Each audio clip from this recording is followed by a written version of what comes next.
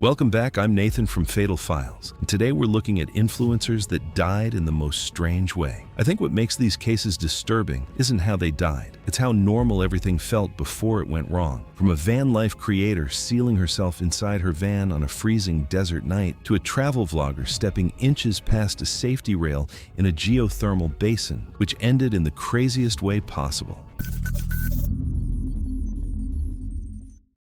It was June 22, 2018, in Riverside County, California. The early afternoon was warm and dry as freight trains moved through a rural stretch of track that cut across rolling hills. The rail line curved through the terrain, limiting visibility in both directions. Low brush and dirt embankments lined the tracks, and the shape of the land reduced how early approaching trains could be seen or heard. Adam Perry was 19 years old. He worked part-time at an electronics store and spent much of his free time building a photography portfolio online. His page had roughly 4,200 followers. Adam focused on dramatic images taken in places that looked raw or dangerous. He believed those settings made his work stand out. Friends said he often searched for locations that most people avoided. Adam chose the rail line after scouting it on previous visits. He knew freight trains used the track regularly, but there was no posted schedule. Train movement depended on dispatch and traffic farther up the line. Adam relied only on what he had observed before and believed there would be enough warning time if a train approached. That afternoon, Adam arrived with his friend Jake, who agreed to help with the shoot. Adam brought a professional camera, extra lenses, and a shoulder bag with his equipment. The plan was to take a series of photos that framed the curve of the track stretching into the hills. At first, Jake posed several feet away from the rails while Adam photographed from the gravel shoulder. As the session continued, Adam adjusted his angles and stepped closer. He climbed onto the railroad ties to lower his camera position. Jake moved as directed, standing near the edge of the track while Adam worked. Adam's camera strap hung across his chest, connected to the equipment bag at his side. Neither of them had any protective gear or lookout system in place. The area was quiet except for wind moving through the brush. Because of the curve in terrain, sound carried unevenly. Jake was the first to notice movement down the line. From his position, he saw the front of a freight locomotive appear around the bend. Jake immediately shouted and waved to get Adam's attention. Adam was looking through the camera viewfinder and did not respond at first. He was focused on framing the shot and adjusting his position. When Adam finally looked up, the train was already much closer. It was moving at authorized freight speed and closing distance quickly. Adam turned to clear the track, stepping back toward the gravel shoulder. As he moved, the camera strap caught on his equipment bag, pulling him slightly off balance. The delay lasted only seconds. Adam stumbled and failed to clear the rails completely. The train engineer, seeing Adam on the track, applied emergency brakes immediately and sounded the horn. The train could not slow enough in the remaining distance. Adam was struck while still on the tracks. The impact caused fatal injuries. Jake witnessed the collision from nearby and remained clear of the rail line as the train passed. After the train came to a stop farther down the track, Jake called for help while staying clear of the rails. The train crew remained on site until the area was secured and rail traffic could resume safely. Adam's camera and damaged equipment were recovered near the ties where he had been standing moments earlier. The memory card inside the camera was intact and showed the progression of the shoot, including how close Adam had positioned himself to the active track before the train appeared around the curve. Service on the rail line resumed later that day. Adam's online accounts were never updated again, and the photographs taken during the session were never posted or shared publicly. It was April 17, 2016, inside an abandoned office tower in downtown Detroit. Rainwater had soaked the building for years, leaving floors soft, dark, and hollow. Paint peeled, tiles shifted underfoot, and every step sounded wrong. What looked solid no longer was, and the height below went unnoticed. Albert Chen was a 23-year-old civil engineering student who worked overnight as a parking garage attendant to afford tuition and rent. On weekends, he explored abandoned buildings, filming decaying interiors for a small YouTube channel that averaged around 2,000 views. The modest ad revenue helped pay for textbooks and basic filming gear. Most sites he entered were early 1900s office towers built with reinforced concrete floors over steel decking. Years of water intrusion from leaks and broken windows often weakened these slabs internally. Although Albert understood structural risks academically, he relied on visual checks and foot tapping, methods unable to detect hidden corrosion. On April 17, 2016, Albert entered a 52-story office tower that had been vacant for several years. Heavy rain earlier that week had worsened interior damage, making the site appealing for filming. He needed footage for a scheduled upload and entered through a service door that had been forced open long before. He began filming immediately. Witnesses later said he entered the stairwell quickly, taking the steps two at a time, moving with urgency rather than caution. As he climbed, his voice carried clearly through the stairwell. He pointed out dark stains running down the walls, ceiling panels that sagged or bowed, and loose debris scattered across several landings. The higher he went, the more obvious the damage became. By the mid-40s, tiles were cracked and uneven, and the concrete beneath showed dark patches from long-term moisture exposure. Several witnesses said he slowed briefly, shifting his weight as if testing the surface, and remarked that the floor felt soft under his shoes. He paused near a landing, then continued toward a corner office area where large windows provided natural light and better visibility. Albert stepped onto a tiled section beside a utility opening that appeared intact from above. The tile did not crack. Instead, the weakened concrete slab beneath it, eroded over years by water seeping along the opening's edge, gave way all at once. There was no sound of cracking beforehand and no visible warning. The floor collapsed beneath his forward step, and he dropped straight through the opening without time to react. Albert fell straight down into a vertical mechanical shaft, roughly 3 feet by 4 feet, designed to carry pipes and electrical conduit between floors. There were no guardrails or barriers at the opening. As he dropped, his body struck steel cross-bracing and concrete ledges at irregular intervals. Each impact twisted him sideways, slamming limbs and torso against hard surfaces. The collisions accelerated his descent, preventing any controlled movement and causing severe injuries before he reached the bottom of the shaft. He hit the reinforced concrete basement floor after falling more than 40 stories. A construction worker in a nearby building heard the impact at 3:49 p.m., describing it as a single heavy sound. Emergency services were called minutes later, but crews required additional time to locate and access the sealed basement where Albert had landed. Investigators determined the cause of death was massive blunt force trauma from a multi-level fall. Injuries included severe fractures to the skull, spine, ribs, pelvis, and long bones, along with fatal internal organ damage. Death was determined to be immediate due to catastrophic brain and cardiovascular injury. There was no evidence of survival after the initial impacts. After the incident, anonymized details of the case were later referenced in engineering classes discussing moisture-related concrete failure and slab edge collapse. Albert's family removed his YouTube channel within 48 hours. His final video was never uploaded. The last recorded file remained evidence, ending mid-sentence, still focused on the floor that failed beneath him. It was March 15, 2016 in Atlanta, Georgia. The city's downtown area buzzed with late-night activity, but in the shadows of the business district stood a massive concrete parking garage, empty and silent after hours. Atticus Vale was 23 years old and worked part-time at a retail electronics store during the day.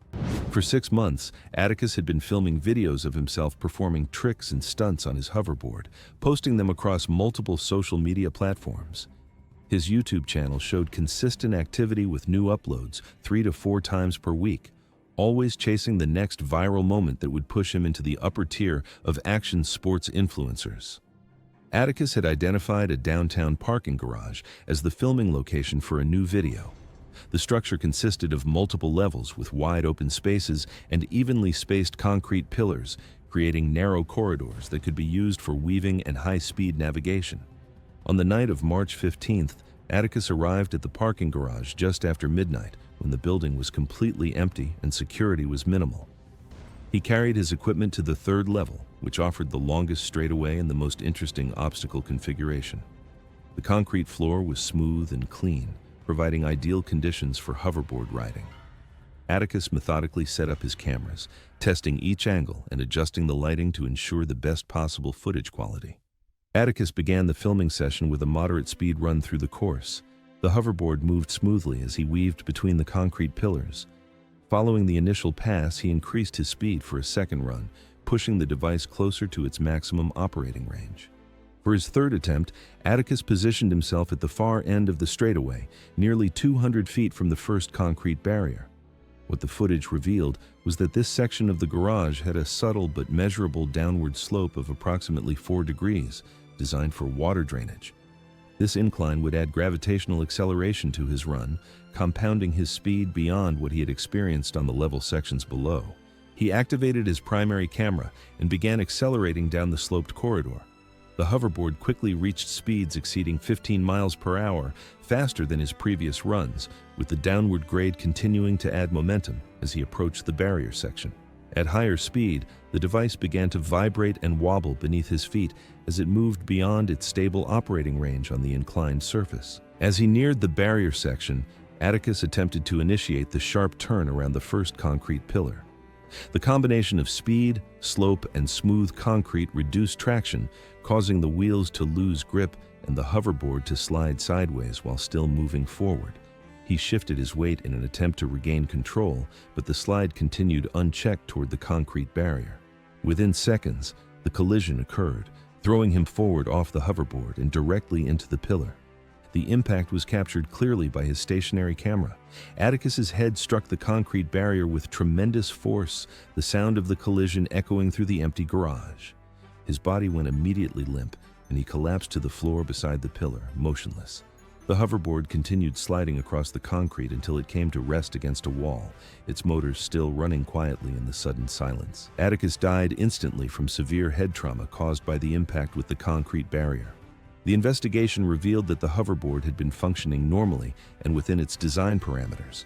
Security footage confirmed that Atticus had been alone during the incident, and his own camera equipment provided clear documentation of the entire sequence of events leading to the fatal collision. Investigators determined that the combination of the sloped surface and his pursuit of high-speed footage had created the fatal conditions that night. It was the evening of January 9th, on a ridgeline in the eastern range of the Cascade Mountains in Washington state. The area sat roughly 14 miles from the nearest maintained road, accessible only by a Forest Service track that had been closed for 6 weeks by the time he arrived. The ridgeline itself was buried under several feet of accumulated snow, with no foot traffic recorded in the area since late November. Court Vassell was 31 years old and worked part-time at a sporting goods retailer while running a winter survival and backcountry camping channel he had been building for 4 years. The channel was built around a single premise, that he operated without assistance, without a safety handler off camera, and without any outside support during documented outings. He had addressed that framing directly in multiple videos, distinguishing his approach from creators who staged remote scenarios within easy reach of a road or kept a crew out of frame. His audience had internalized that standard and measured each new video against it. The 7-day winter solo had been announced publicly several weeks in advance. In the period between the announcement and his departure, the response had been the strongest the channel had seen in over a year. He posted a gear breakdown video before leaving, reviewing his kit on camera. His sleeping system was rated to 15 degrees Fahrenheit. The forecast for the ridgeline that week showed overnight lows between -5 and -15. He noted the gap on camera, framed it as a test of layering and shelter management, and did not adjust the kit. Several viewers with cold weather experience commented on the breakdown video, flagging the sleeping system rating directly. He did not respond and did not change anything before departure. He arranged for a single contact to expect him back at the trailhead closure point by the end of day 7. He carried no communication device beyond a personal locator beacon, which had been visible in the gear breakdown video. He had described it on camera as a last resort, framing its use as something that would end the trip and contradict everything the channel stood for. He reached the ridgeline camp by early afternoon on day 1 and spent the first hour setting up shelter and filming his introduction. On the morning of day 2, while collecting snow for water melt on a slope above camp, he stepped onto a snow bridge covering buried talus that collapsed beneath him, dropping him several feet and striking his left leg against the rock below. The chest camera captured the fall. He returned to camp without assistance, but his mobility was reduced from that point. The footage showed him assessing the injury inside the shelter, concluding it was not a fracture, and continuing to film. He did not activate the locator beacon. Over the following 2 days, the footage showed him managing the injury while the temperature continued to drop below what his sleeping system could compensate for. Movement around camp slowed. Fuel consumption ran ahead of his supply calculation as he struggled to keep his canister stove functioning in the sustained sub-zero temperatures. By the evening of day 4, he was conserving remaining fuel for water melt rather than cooking. And overnight, shelter temperatures were no longer being maintained at a safe level.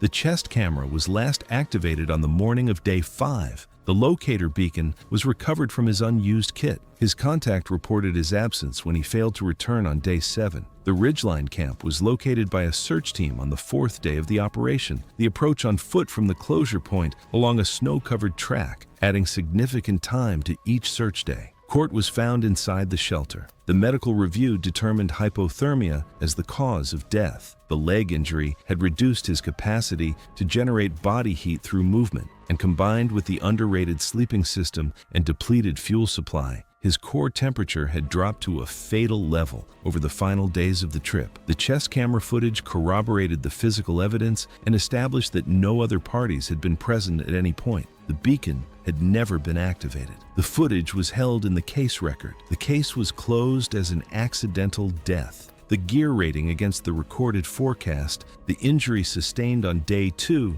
and the beacon condition were all entered into the record. The 7-day timeline he had announced publicly and the single contact arrangement he had made before departure were the only reasons the camp was found when it was. No other parties were involved. It was November 3rd, 2019, when 21-year-old Blake Cooper entered carrying 40 pounds of camera equipment for his urban exploration documentation. Blake worked night shifts at a warehouse while creating content for around 4,700 subscribers during daylight hours. His methodical personality and attention to architectural details had earned him a reputation among urban exploration enthusiasts for thorough, well-researched videos. The 12-story hotel had been condemned for over 15 years following multiple fires and extensive water damage. City inspectors had scheduled a final structural assessment for the following week before planned demolition. Blake had researched the building's history extensively and identified specific areas of architectural interest for his planned rooftop sunset shoot. Blake's girlfriend expected regular text updates throughout his exploration, a safety protocol they had established after previous incidents in the urban exploration community. He had also informed her of his planned return time and vehicle location as standard practice for solo explorations. Blake began his ascent methodically, testing floor stability with a metal rod and documenting each level with his handheld camera. The lower floors showed typical signs of abandonment, but remained structurally sound. As he progressed higher, fire damage became more extensive, with missing interior walls and visible concrete deterioration. By the 8th floor, Blake encountered significant structural compromise. Years of water infiltration had corroded reinforcing steel, causing concrete delamination and significantly reducing the slab's load-bearing capacity. Despite these warning signs, Blake continued toward his target location near the exterior windows where he planned to capture city views. Blake's camera was recording when he stepped onto what appeared to be a stable concrete slab near the building's exterior wall. The section, weakened by years of water damage and fire exposure, suddenly failed under his weight. The initial collapse caused Blake to fall through the failed floor slab and impact weakened sections below, triggering additional localized failures rather than a full progressive collapse. Blake fell through multiple weakened floors as each level failed under the impact and debris load. The collapse progressed downward until reaching a partially intact slab on the 5th floor where the failures stopped. When Blake failed to send his scheduled check-in message and did not return by his planned time, his girlfriend contacted authorities. Police located his vehicle outside the abandoned building and requested urban search and rescue teams to conduct a systematic search of the structure. Rescue teams used listening devices and visual inspections to search the collapsed section, though heavy debris significantly limited search effectiveness. The recovery operation required heavy equipment to safely remove concrete debris without causing additional structural instability. Blake was located under the rubble approximately 18 hours after the collapse, and he was pronounced deceased at the scene. Investigators recovered Blake's camera equipment from the debris field. While most devices were destroyed, a backup memory card survived and contained footage leading up to the structural failure. The video showed Blake's approach to the compromised section and documented the moment the floor gave way beneath him. The medical examiner determined that Blake died from multiple traumatic injuries consistent with a multi-story fall and impact from falling debris. The structural failure had occurred too rapidly for any survival response. City engineers conducted an emergency assessment of the building following the incident and accelerated demolition plans due to the demonstrated structural instability. Blake's death prompted the urban exploration community to develop enhanced safety protocols, including stronger recommendations for partner systems and remote check-in protocols during building explorations.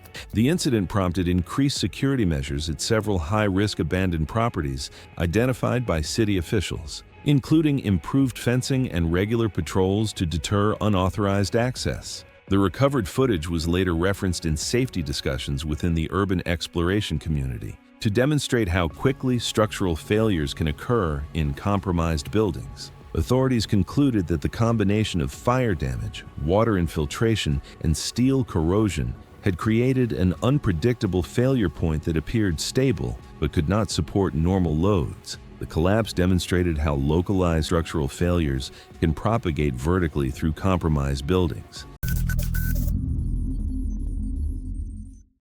It was August 3, 2017, deep in a quiet thermal basin in Yellowstone.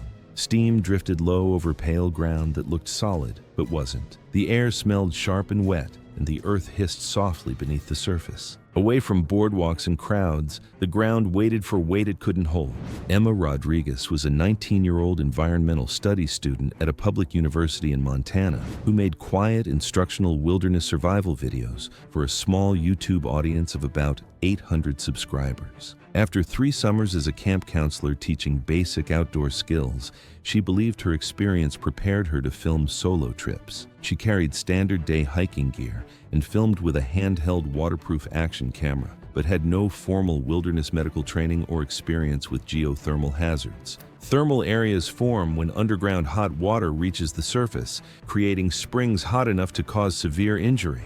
While the water is visibly dangerous, the ground around it can be just as unstable, with thin mineral crusts that can collapse without warning. Emma understood the risk of falling into a spring, but underestimated how fragile the surrounding ground could be. She planned a survival-style video on water purification and shelter building in a remote Yellowstone thermal basin. Despite park advisories and posted warnings, she left the boardwalk to avoid crowds and make the video feel more authentic, walking deep into a restricted area. At around 2 p.m., witnesses saw Emma pause near a hot spring roughly 8 feet across. Steam rose steadily from the opening, thickening and thinning with the breeze, a clear sign of extreme heat below. She moved cautiously around the edge, stopping several times to reposition and check her footing. Each step was slow and deliberate, the mineral-coated ground appearing dry and solid, despite the vapor escaping through small cracks. She stepped forward, then eased back, lightly pressing the surface with her shoe to test its firmness. Witnesses later reported hearing a faint cracking sound, followed by a short pause as she shifted her balance. She adjusted her footing once more. At approximately 2:14 p.m., the ground beneath her left foot failed completely. The thin mineral crust, later measured at under 2 inches thick, collapsed instantly, offering no resistance before giving way. Her leg and hip dropped into the spring while her upper body stayed above ground, wrenching her sideways and pinning her at the edge. Steam surged upward, rapidly thickening around her. The heat and superheated vapor overwhelmed her almost immediately. As she struggled, the surrounding crust continued to break apart, preventing her from pulling free before she was overcome. A family hiking on a maintained trail nearby heard shouting at approximately 2:16 p.m. and saw a sudden increase in steam rising from the basin. They did not move closer, recognizing the ground was unstable. They alert park emergency services and report a suspected thermal accident. Responders arrived around 3:35 p.m., delayed by distance, terrain, and the need for specialized equipment to approach the area safely. After stabilizing the surrounding ground, recovery teams reached the basin and confirmed that Emma had died at the scene. The county medical examiner ruled the cause of death as severe thermal injury with respiratory failure from inhaling superheated steam. Water temperatures measured approximately 186 degrees Fahrenheit, high enough to cause rapid loss of consciousness and fatal injuries within minutes. Emma's action camera was recovered near the spring's edge. The casing was heat damaged, but the memory card remained intact. The final recording confirmed she was actively filming at the time of the collapse. The footage was secured as evidence and never released publicly. After the incident, park officials reinforced barriers in the area and updated safety briefings for backcountry visitors. Emma's case was later used in ranger training programs to emphasize that in thermal areas, the ground can be just as deadly as the water beneath it. It was September 8, 2021, in Phoenix, Arizona. By mid-morning, the temperature was already climbing, and sunlight poured across the upper floors of a modern apartment complex near the city's downtown corridor. The building catered to young professionals with clean lines, glass railings, and narrow balconies designed more for aesthetics than function. Inside one of the units, a phone was mounted vertically on a small handheld stabilizer, its camera pointed outward toward the living room and balcony beyond. The apartment had been carefully staged, furniture pushed back, curtains pulled wide, every surface cleared for filming. Ivy Sterling was 22 years old and had recently left nursing school to focus full-time on TikTok. Her account centered on apartment living, decor, and lifestyle content, and over the previous year, it had grown steadily. Brands had begun reaching out, and Ivy monitored her analytics closely. Apartment tours were among her strongest performing uploads, particularly videos that emphasized views, natural light, and outdoor adjacent living spaces. This unit was her newest move and her most expensive. Ivy planned to film a full walkthrough that morning before the heat became unbearable. She was filming alone, as she usually did, narrating each section in short, energetic bursts designed for easy editing later. The balcony was the highlight. It was narrow, just wide enough for a small chair, and enclosed by a waist-high glass railing secured with metal clamps along the base. Ivy stepped outside as the camera continued rolling, describing the view and how the space appeared larger than its actual dimensions. While filming, Ivy shifted positions several times to keep herself centered in frame. She angled the camera outward toward the skyline, then back toward herself, stepping closer to the railing to avoid casting shadows from behind. The balcony floor was smooth concrete. Dust and fine grit from the desert air had settled along the edge near the railing, barely noticeable against the light surface. Ivy backed up half a step to widen the shot, her heel brushing the base of the glass panel. As she turned to speak directly to the camera, her weight shifted unevenly. One foot slid slightly on the dusty surface. Instinctively, she reached backward to steady herself, placing her hand against the top of the glass railing. The railing was not designed to support downward or outward body weight. The panel flexed under the sudden pressure. The metal clamp at the base shifted, just enough to compromise its hold. In a split second, Ivy lost balance. The railing gave way beneath her hand, and her upper body tipped backward over the edge. The phone dropped from her grip as she fell, striking the balcony floor before skidding toward the doorway.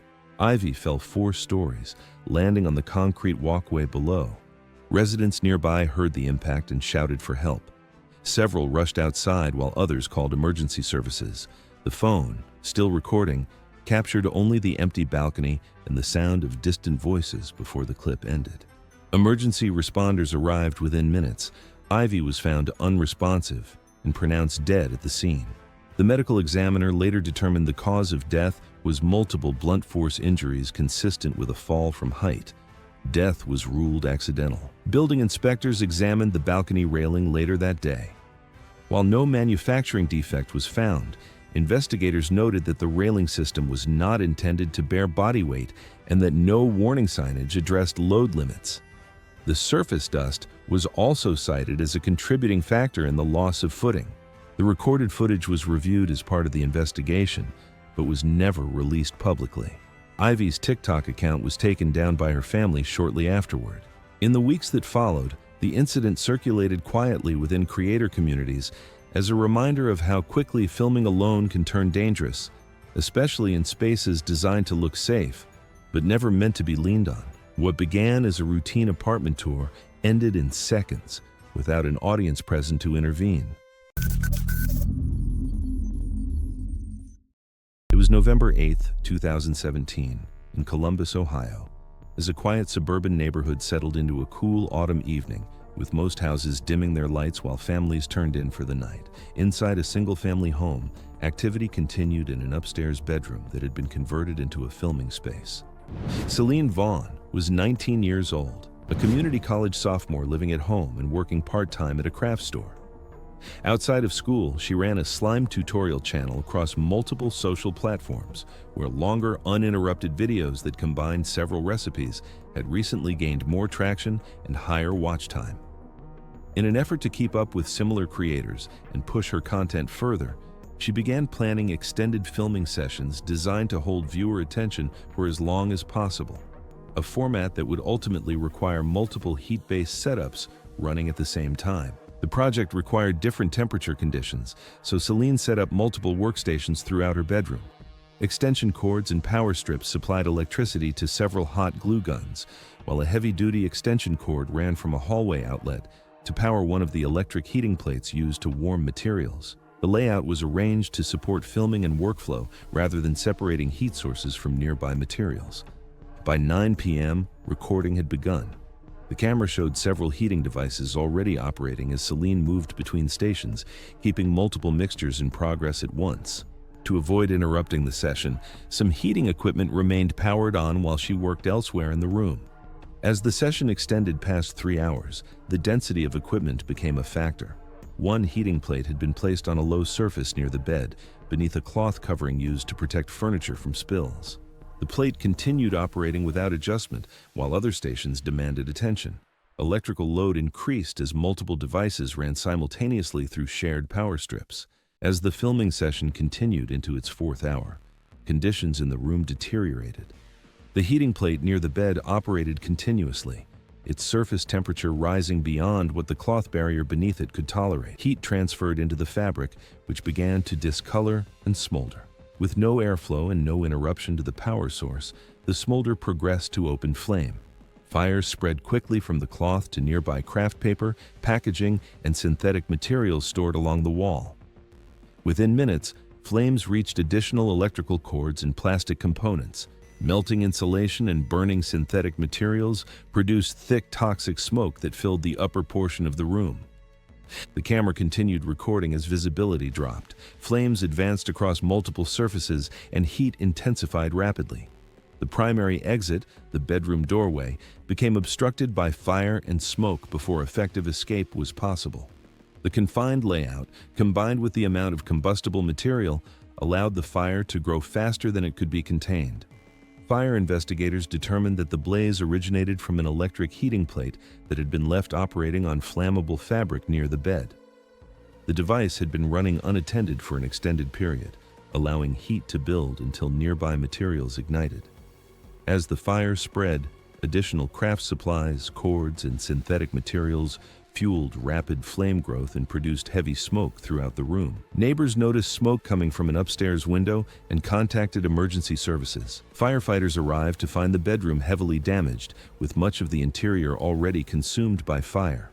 A recording device was recovered near the original filming area, and its final footage confirmed that multiple heating devices had been operating at the time the fire began.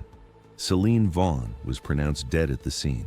The official cause of death was smoke inhalation, with contributing thermal injuries, resulting from an accidental residential fire.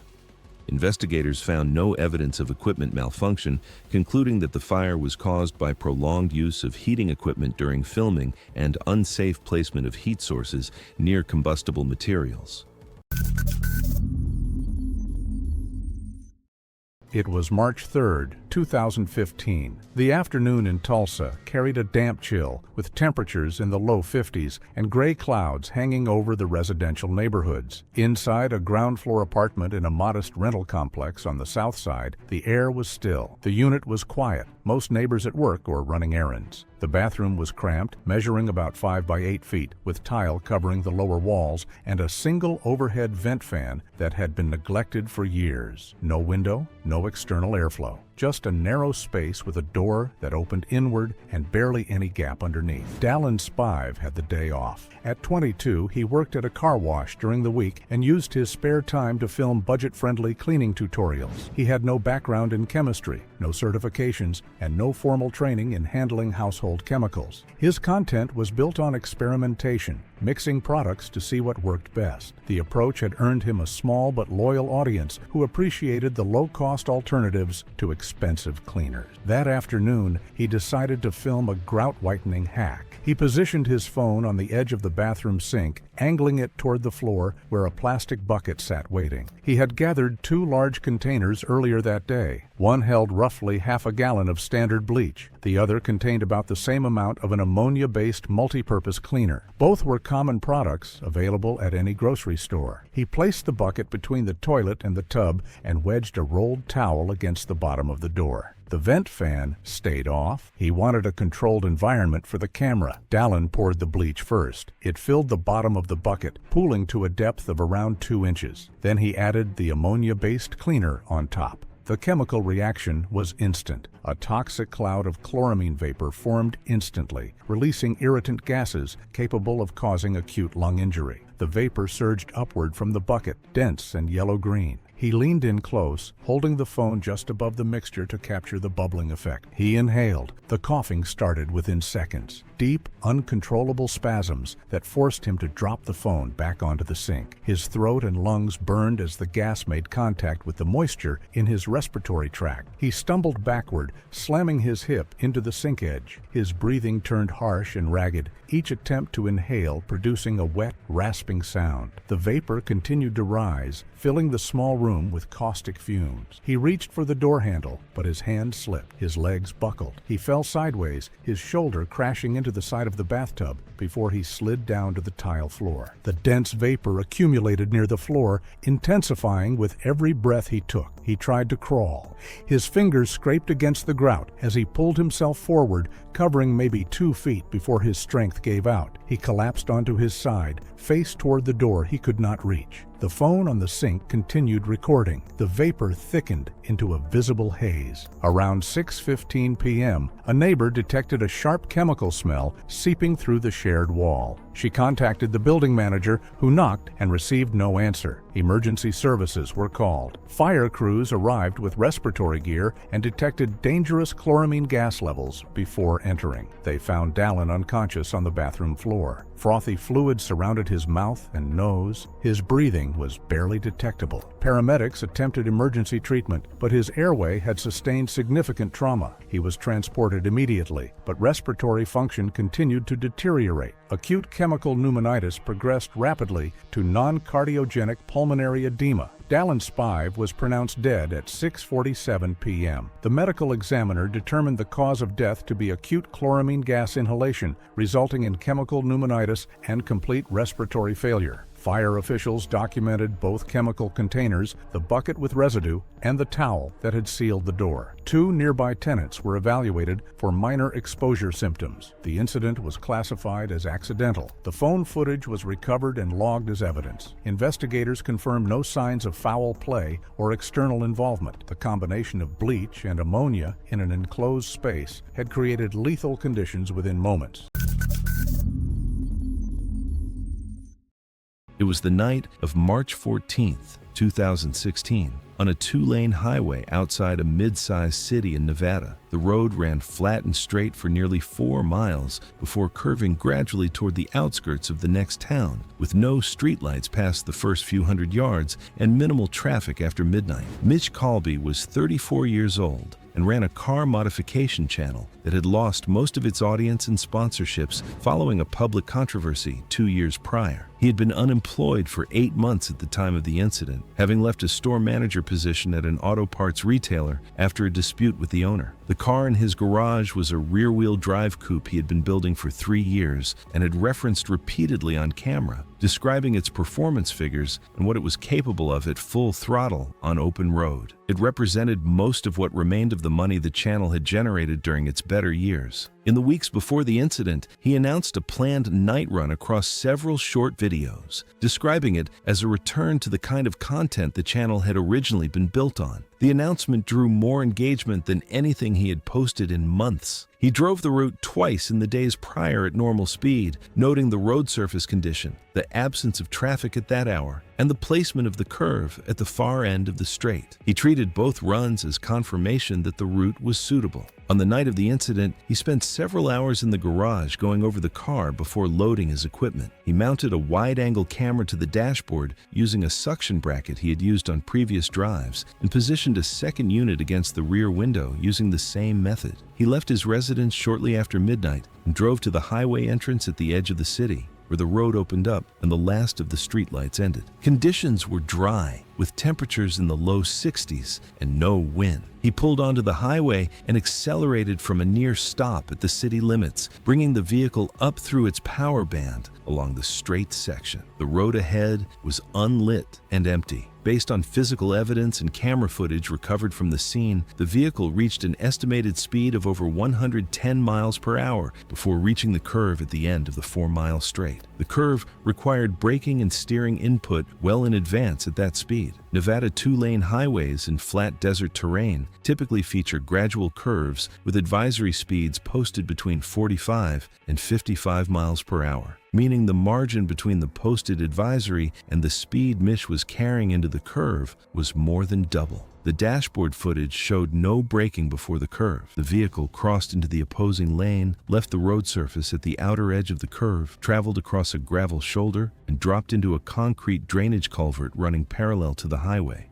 The car struck the near wall of the culvert and came to rest inverted at the base of the channel. A driver traveling in the opposite direction observed the vehicle leave the road and pulled over at the shoulder. A second motorist arriving shortly after observed the car from the road above. Neither witness had a direct sightline to the vehicle before it left the road surface, and both reported the same departure point consistent with what the dashboard footage later confirmed. The dashboard camera survived the impact with partial footage intact, covering the approach and the moment the vehicle crossed the shoulder. The rear unit was destroyed on impact and yielded nothing usable. Mish was found unresponsive by the first witnesses on scene and was pronounced dead shortly after. The cause of death was blunt force trauma sustained from the impact with the culvert wall. The partial dashboard footage was retained by the reviewing authority as part of the evidentiary record and was not released publicly. The case was ruled an accidental death. No other vehicles were involved, and no charges were filed against any other party. The gap in the guardrail at the point where the vehicle left the road was subsequently flagged for repair as part of a routine infrastructure review of that stretch of highway. It was September 19, 2017, in a small apartment building near Glendale Boulevard in Los Angeles, California. The building was quiet that evening, and nothing unusual could be seen from the outside. Hours later, investigators would enter one of the units and begin reconstructing a sequence of events that had already ended in tragedy. Just months before that night, Bella Vane, 23, had been trying to grow a small beauty and fashion channel online. She filmed makeup tutorials, clothing hauls, and casual updates from her apartment bedroom. Her audience was small but loyal. Most videos drew only a few hundred views, but she treated each upload as progress toward becoming a full-time creator. Over time, Bella began experimenting with more dramatic content. She started posting videos suggesting someone might be watching her apartment. Viewers were encouraged to look for reflections in mirrors or shadows in hallways that might reveal a hidden stalker. The series quickly became her most discussed material, and her channel passed 3,000 subscribers during that period. On the evening of September 19th, Bella prepared another video continuing the storyline. She intended to claim someone had entered her apartment earlier that day. The plan was to stage a tense scene in the bathroom while describing strange noises she believed were coming from the building. Earlier that afternoon, maintenance workers had opened a ceiling access panel in the hallway to inspect plumbing lines. Bella mentioned the activity online and suggested someone could move through the crawl space above the apartments, which fit the narrative she had been building. Inside the apartment, she arranged the setting for the video. The bathroom lights were dim, and a small ring light illuminated the room. The bathtub had been filled nearly to the overflow drain. At some point later that night, something interrupted the routine she had planned. Bella stopped responding to messages from friends and followers who expected updates. Hours passed without any activity from her accounts. When repeated attempts to contact her failed, someone requested a welfare check at the apartment. Officers arrived at the building and knocked several times before forcing entry when no one answered. Bella was found on the bathroom floor beside the bathtub. Paramedics attempted resuscitation inside the apartment, but she showed no pulse and was not breathing. She was pronounced dead at the scene. The medical examiner later determined the cause of death through autopsy findings. Bruising around the neck and small hemorrhages in the eyes indicated manual strangulation. The pressure had restricted blood flow to the brain long enough to cause fatal oxygen deprivation. And with the cause of death confirmed, investigators began examining Bella's recent online activity and the storyline she had been building around a supposed stalker. Messages recovered from her accounts revealed frequent contact with one follower who had become unusually involved in the narrative. Detectives also learned that small incidents Bella had mentioned online, objects moved in the hallway and noises above the apartment, may not have been imagined. Further investigation showed that the same individual had entered the building's crawl space after seeing Bella mention the hallway access panel in her posts, moving items in shared areas to reinforce the stalking story she was telling. Security footage later showed the man leaving the property that night. He was eventually identified and located by investigators. During questioning, he admitted visiting the apartment after following Bella's posts about the crawl space and the supposed intruder. According to investigators, he believed he was helping create a more convincing scene for her content. Authorities concluded that the encounter turned into a struggle inside the bathroom, where Bella was fatally strangled. The case was officially ruled a homicide. Investigators concluded that the follower had entered the apartment after becoming involved in the stalking storyline Bella had been posting online. The man was later arrested and charged with murder after authorities determined the encounter escalated into a struggle inside the bathroom where Bella Vane was fatally strangled. It was June 4th, 2019, in downtown Los Angeles. The sun had not fully risen yet, and the streets below were quiet except for early traffic and delivery trucks. An office building under renovation stood dark, with temporary fencing and warning signs posted at street level. The rooftop was unfinished, with sections of guardrails removed as crews prepared for new materials to arrive later that morning. Daniel Cruz, 24, entered the building through an unsecured stairwell just after 5:30 a.m. He worked evenings at a car wash and spent his free time filming parkour and urban exploration videos. His social media page had a little over 3,000 followers. He was not sponsored and had no formal training. His recent videos had been getting fewer views than before, and people close to him said he had been looking for something bigger to post. Daniel had visited the location twice in the weeks leading up to that morning. Two office buildings stood across from each other, separated by a narrow service alley. From roof to roof, the horizontal gap measured just over 11 feet. Temporary renovation work had left both rooftops uneven. Loose gravel, dust, and small debris were scattered across the surface. He carried two small action cameras and his phone. After reaching the roof, Daniel placed one camera near the edge and another farther back to capture his run-up. He did not clear the gravel from the path. Instead, he adjusted the angles several times, stepping back and forth to check the framing. At the same time, a small construction crew arrived at the neighboring building. Two workers were on a lower rooftop preparing tools and inspecting equipment. From their position, they could see Daniel moving around on the opposite roof. One later said it was obvious he did not belong there. Daniel began pacing out his approach. He measured roughly 30 feet from the edge, walking it several times. He made multiple practice runs, accelerating toward the gap and stopping at the last second. The workers noticed his shoes slipping slightly during these attempts as gravel shifted underfoot. After several minutes, Daniel repositioned the camera again. He backed up to the start of his run and stood still for a short time. Witnesses said he appeared focused on the setup rather than the surface beneath him. On the final attempt, Daniel sprinted faster than before. As he reached the last few feet, his lead foot landed on loose gravel. The stones shifted forward and his foot slid just enough to throw off his balance. His takeoff was late and lower than intended. Daniel partially cleared the gap but struck the far building chest first just below the roofline. One worker described the sound as heavy and flat, not sharp. Daniel's upper body hit the wall and his arms came up briefly before he fell backward into the alley. As he fell, Daniel struck a metal fixture mounted to the building several stories down. The impact changed his position before he continued falling. The workers ran to the edge and shouted, but could not see the ground clearly from where they stood. Daniel was later found in the alley below, unresponsive. His phone was recovered near the edge of the roof where he had set it to record.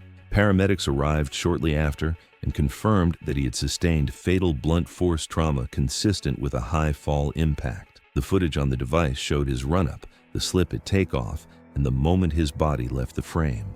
No video of the landing was captured. Within days, permanent safety barriers were installed on both rooftops involved. Daniel's social media account stopped updating, and the footage from that morning was never posted or shared publicly. It was September 14, 2016, on a wide industrial road in Torrance, California. Delivery trucks moved steadily through the morning air. The pavement was dry and quiet. Heat built quietly inside one worn tire, unseen and ignored, turning a normal jog into a lesson in motion, force, and sudden failure. Lily Park was a 24-year-old marketing assistant at a small digital advertising office in El Segundo, who filmed lifestyle videos before her early morning shifts. Her channel focused on simple routines, jogging, planning, and productivity, and usually drew a few thousand views. The income was modest, but steady enough to help cover rent. Over 18 months, she built a small, loyal audience that preferred her calm, everyday approach. Running was both habit and content, and she followed the same 3-mile route 5 mornings a week along a wide industrial road used by delivery trucks and early commuters. Lily ran on the paved shoulder, a little over 3 feet from the nearest traffic lane. She wore reflective clothing and running shoes with high visibility accents, but there were no barriers separating her from traffic. She relied on the shoulder for space and familiarity with the route for safety. She carried a small handheld camera on a stabilizer, occasionally lifting it to speak directly to viewers while jogging. She started her run just before 5:50 a.m. under clear skies. The temperature sat in the low 60s, cool enough for a steady pace. Traffic moved between 40 and 45 miles per hour, matching posted limits. Her footage showed passing vehicles, warehouse lights turning on, and the quiet rhythm of an early workday beginning. About 5 minutes into the run, a medium-duty box truck approached from the opposite direction. It was moving at a steady speed, no swerving, no signs of trouble, blending into normal morning traffic. Lily continued jogging along the shoulder, holding her camera at chest height and talking through her plans for the day, what she needed to finish at work, what she'd film later that evening. Her pace was relaxed and consistent. What she couldn't see was the truck's left rear tire. It had been running well below the recommended air pressure for the weight it was carrying. Underinflated tires flex too much as they roll, especially under load. That constant bending builds heat inside the rubber, slowly breaking down the bond between the tread and the steel belts beneath it. Maintenance records later showed the truck had missed a scheduled inspection, leaving the problem unnoticed during routine operation. As the truck passed Lily, nothing sounded wrong. Seconds later, the weakened tire failed without warning. A large section of tread, more than 30 pounds of thick rubber, peeled away at speed. It slammed into the road, bounced hard, then skipped sideways across the lane. The tread hit the curb at an angle and launched upward, still spinning. Lily began to turn toward the noise. She didn't have time to move. The airborne tread struck her high in the chest and shoulder with crushing force, knocking her off her feet instantly and slamming her onto the pavement before she could react. The debris continued rolling several more yards before collapsing onto its steel framework near the curb. Nearby workers and drivers saw Lily fall and rushed to call for help. Emergency responders arrived within minutes, followed by traffic investigators who closed the road to document the scene and recover debris. The medical examiner later determined Lily died from severe blunt force trauma to the torso. The force of the impact caused multiple rib fractures and catastrophic internal injuries, leading to immediate loss of consciousness. Death was ruled accidental. Investigators traced the tire back to the commercial vehicle using manufacturer markings embedded in the tread. The operating company was cited for safety violations related to missed inspections and improper tire maintenance. Fines were issued and the company was required to revise its maintenance procedures. Lily's final video was never uploaded. The unfinished footage remained as evidence, showing a normal morning routine interrupted without warning, an ordinary run filmed for a small audience, ending in seconds. It was June 14, 2020, in the Nevada desert, roughly 40 miles outside Las Vegas. The landscape stretched flat and exposed, broken only by low scrub, scattered Joshua trees, and distant red rock formations. There was no shade, no nearby structures, and no reliable cell service. Even before noon, the temperature was climbing rapidly under a cloudless sky. Jet Ryder was 21 years old and worked part-time at a local gym while focusing most of his energy on TikTok. His content centered on endurance-style filming, heat exposure, physical discomfort, and isolation. Videos designed to stop viewers from scrolling within the first few seconds. The uploads were short, intense, and usually filmed outdoors. Growth had been inconsistent, but Jet believed escalation was necessary to break through. Maya Harris, 19, had been Jet's close friend since high school. She was studying nursing and occasionally appeared in his videos, often acting as the person behind the camera. Her presence gave the content an added sense of reassurance, even when the situations themselves carried risk. That morning, they drove into the desert to film a heat exposure segment. The plan was to document how quickly physical strain set in under extreme conditions. It wasn't a live stream and wasn't presented as a challenge, just a planned recording intended for later editing. They chose a remote location for visual impact and quiet, underestimating how little margin for error the terrain allowed. To reduce glare and wind, Jet positioned himself inside a shallow trench-like depression they had dug into the sand earlier to anchor the camera and frame the shot. The trench was only a few feet deep, cut into compacted desert soil, mixed with silt and clay from an old dry wash, giving it the appearance of stability, despite the underlying risk of collapse. Maya set her phone in portrait mode several feet away and began recording. As filming progressed, the heat intensified. Jet adjusted his stance inside the trench, shifting his weight to stay in frame. The sand beneath his feet felt firmer than expected, packed down by earlier digging and foot traffic. Without warning, part of the trench wall gave way.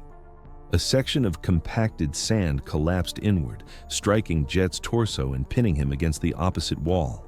The sudden pressure forced his chest forward and down, trapping him in a crouched position. He attempted to push himself free, but the weight of the sand restricted his movement and prevented him from expanding his lungs fully. Maya immediately dropped the phone and rushed toward him. She tried pulling sand away by hand, but each movement caused more material to slide into the trench. The deeper she dug, the heavier and more compact the sand became.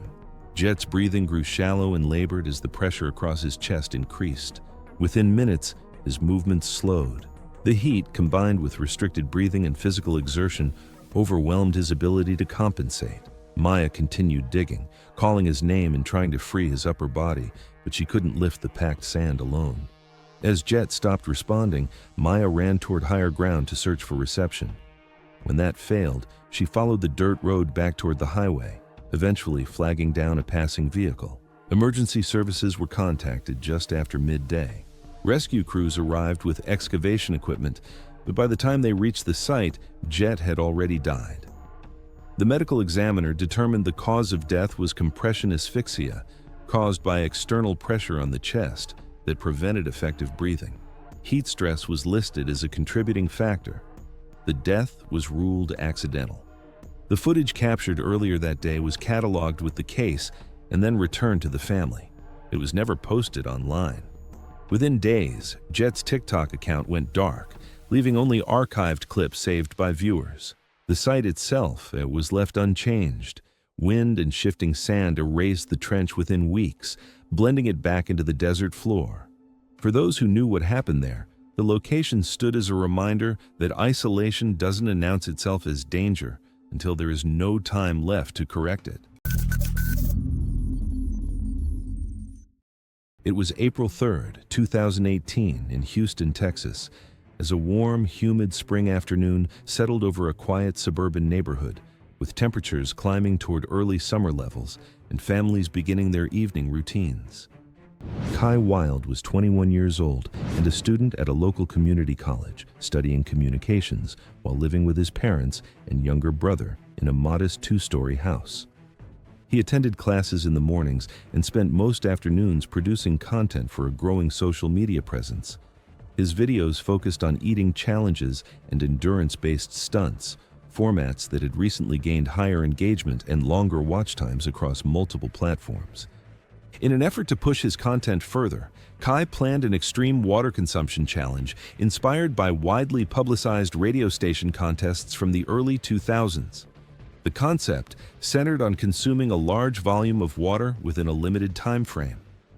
On the afternoon of April 3rd, he set up camera equipment in the family kitchen while the house was empty, arranging multiple gallon jugs of water on the counter alongside measuring cups and a timer. The setup was simple and visually clean.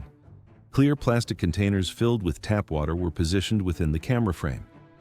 The planned challenge involved consuming approximately 6 liters of water in under 2 hours, an amount that exceeded safe intake thresholds identified in documented cases of water intoxication. Recording began with Kai consuming the first portion of water without visible difficulty. Footage later reviewed showed him continuing the challenge at a steady pace, with no extended breaks between servings. As time passed, the total volume of water consumed increased rapidly, while the body was given little opportunity to process and eliminate the excess fluid. Midway through the recording, Kai continued drinking additional liters in succession. Changes in coordination and speech became visible on camera, consistent with early neurological effects associated with acute water intoxication. Despite these observable changes, the challenge continued uninterrupted. By the later stages of the session, the volume of water consumed had reached levels known to dilute blood sodium concentration at a dangerous rate. Medical literature identifies this condition, acute hyponatremia, as a major risk factor for brain swelling and neurological failure. Footage showed increasing physical instability as the recording progressed toward its final segment. Near the end of the session, Kai consumed the remaining water required to complete the challenge. The cumulative intake overwhelmed the body's ability to maintain electrolyte balance. Excess water entered cells throughout the body, including brain tissue, leading to cerebral edema. As pressure within the skull increased, neurological function rapidly deteriorated. The recording captured Kai collapsing in the kitchen shortly after the final stage of consumption. The camera continued recording as he lost consciousness. No further movement was observed. Emergency responders were later alerted, but by the time medical assistance arrived, Kai could not be revived. He was pronounced dead at the scene. A subsequent medical examination confirmed severe cerebral edema and critically low sodium levels.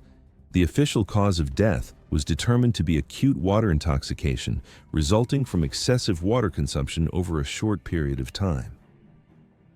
Investigators concluded that Kai had voluntarily consumed approximately 6 liters of water in less than 2 hours during the recording session. The case was classified as an accidental death caused by a dangerous endurance challenge performed for online content. Video evidence documented the progression from initial consumption to collapse, providing a clear timeline of events. The challenge video was never uploaded, but the footage remained as evidence of how a widely underestimated stunt, scaled for views and engagement, became fatal. It was September 22, 2018. The abandoned hotel on the eastern edge of downtown Gary, Indiana, stood as another marker of the city's industrial decline. Built in the 1920s, the brick building had weathered badly, most windows broken or boarded, a chain-link fence full of gaps surrounding it. Inside, the 40 by 30-foot lobby featured a grand staircase and decades of neglect. Warped floorboards, water stains, sagging patches from roof leaks. Dusk was settling, weak natural light filtering through broken windows. Merritt Glade arrived alone. At 29, he worked as a freelance videographer, building a portfolio focused on abandoned architecture and urban decay. He carried roughly 18 pounds of equipment, a camera, 2 lenses, a tripod, and a stabilizer rig.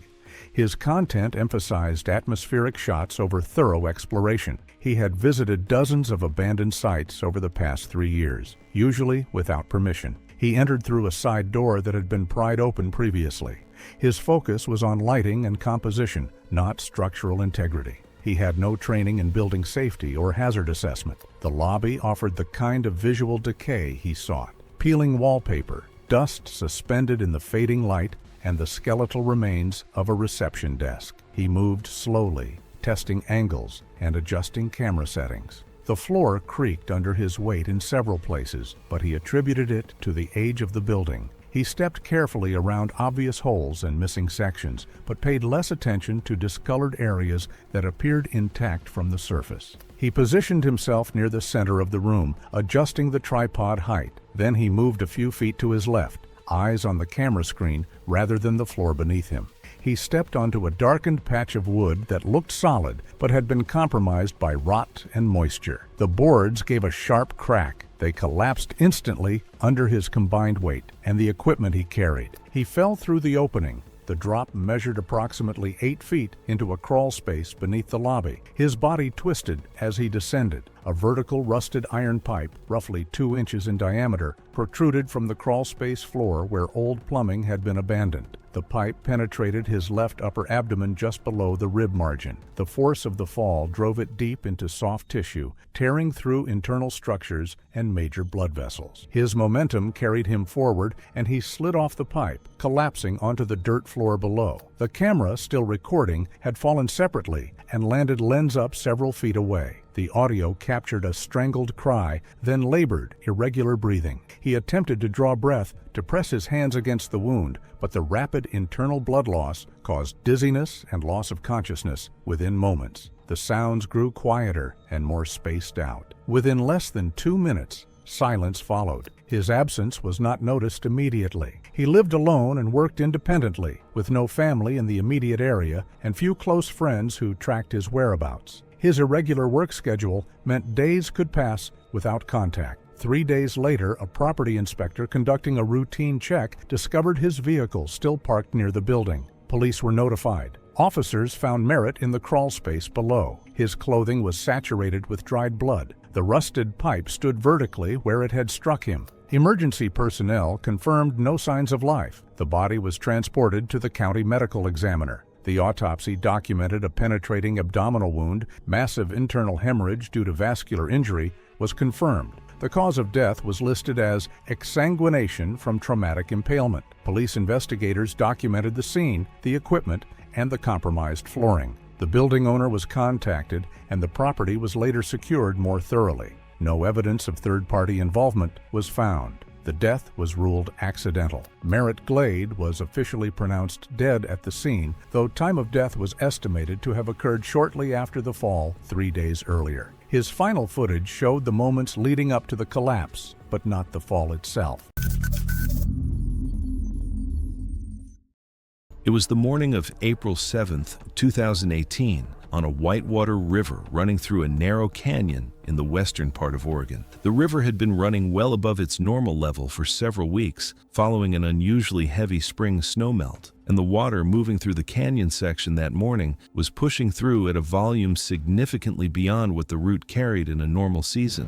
Reed Bellick was 37 years old and taught shop at a high school in a small river town where he had lived for 6 years. Outside of the school year, he spent most of his time on the water, and he had been filming kayak runs for 3 years on a channel aimed at intermediate paddlers looking to move into more technical whitewater. At school, he was steady and practical, the kind of teacher who emphasized preparation and repetition before attempting anything new. On the river, though, he relied more on instinct and the experience he had built over time, often treating past success as enough reason to move forward without seeking additional input. He had run this particular river twice before, both times in late summer when the water was low and the features in the canyon section were well within his ability. The spring of 2018 gave him that opportunity earlier than expected. Snowmelt across the region had pushed the river to levels that effectively reclassified the canyon section, turning a manageable series of Class 3 drops into something running closer to Class 4 and 5, depending on the feature. He arrived at the put-in alone on a Saturday morning in early April. A laminated advisory had been posted at the put-in noting elevated water levels and recommending against solo runs until conditions dropped. He filmed the sign briefly during his introduction before continuing his setup. He wore a helmet and a personal flotation device, but carried no communication device and left no float plan with anyone on shore. He launched into the current and paddled the first open stretch without difficulty before the canyon walls began closing in around the route. The canyon section started approximately a mile and a half below the put-in. At normal levels, the route through it was readable, with defined lines and enough recoverable eddies between drops to stop, assess, and reposition as needed. At the water level present that morning, none of that structure existed in the same way. Several of the drops that had distinct hydraulic features at low water had washed out entirely, replaced by continuous, fast-moving water with no clear recovery points between them.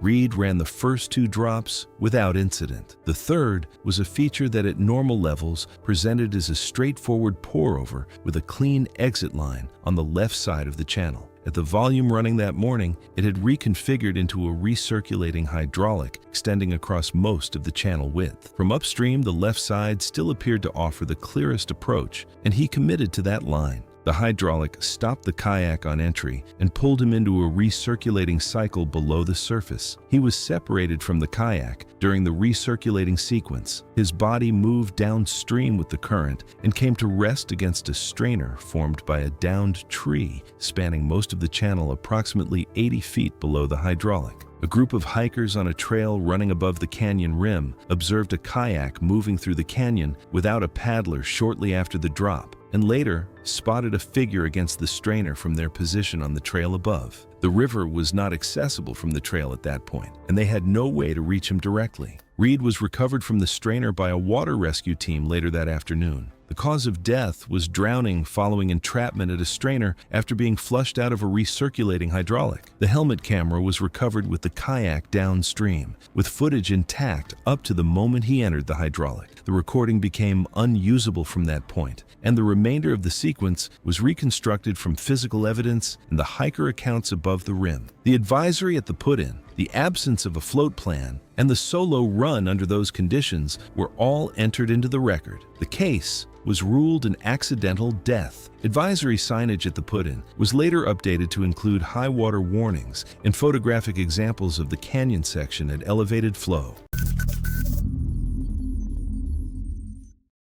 It was April 22, 2018. Along a narrow stretch of canal in Dearborn, Michigan, the water moved slowly beneath a concrete pedestrian bridge. A young man prepared equipment beside the riverbank while cyclists passed overhead as the quiet canal moved steadily beneath the concrete span. Earlier that morning, Derek Rojas, 27, arrived carrying a tripod, gloves, rope, and several heavy neodymium magnets used for magnet fishing.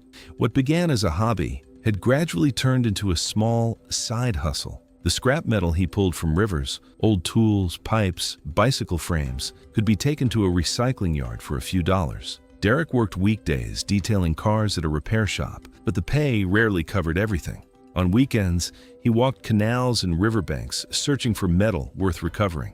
Most finds were worthless scrap, but occasionally a heavier piece meant a little extra gas money. His small YouTube channel, followed by about 5,000 subscribers, documented the searches. Viewers watched for the chance that something unusual might surface. That afternoon, he chose a deeper section of canal beside the pedestrian bridge where decades of discarded metal had settled along the bottom. Derek set the tripod facing the canal before lowering the magnet into the water. Nearby warning signs cautioned about hazardous debris in the canal, but he continued anyway. Pedestrians crossed the bridge above him, and a man walking a dog paused nearby as Derek began dragging the magnet slowly along the canal floor before pulling it back up. The first few pulls brought up bolts and small pieces of scrap metal. Each time he dropped the magnet again, hoping for something heavier. On the sixth pull, the rope suddenly went tight. Derek leaned back and planted his boots against the concrete edge. Whatever was attached below felt heavier than the earlier finds.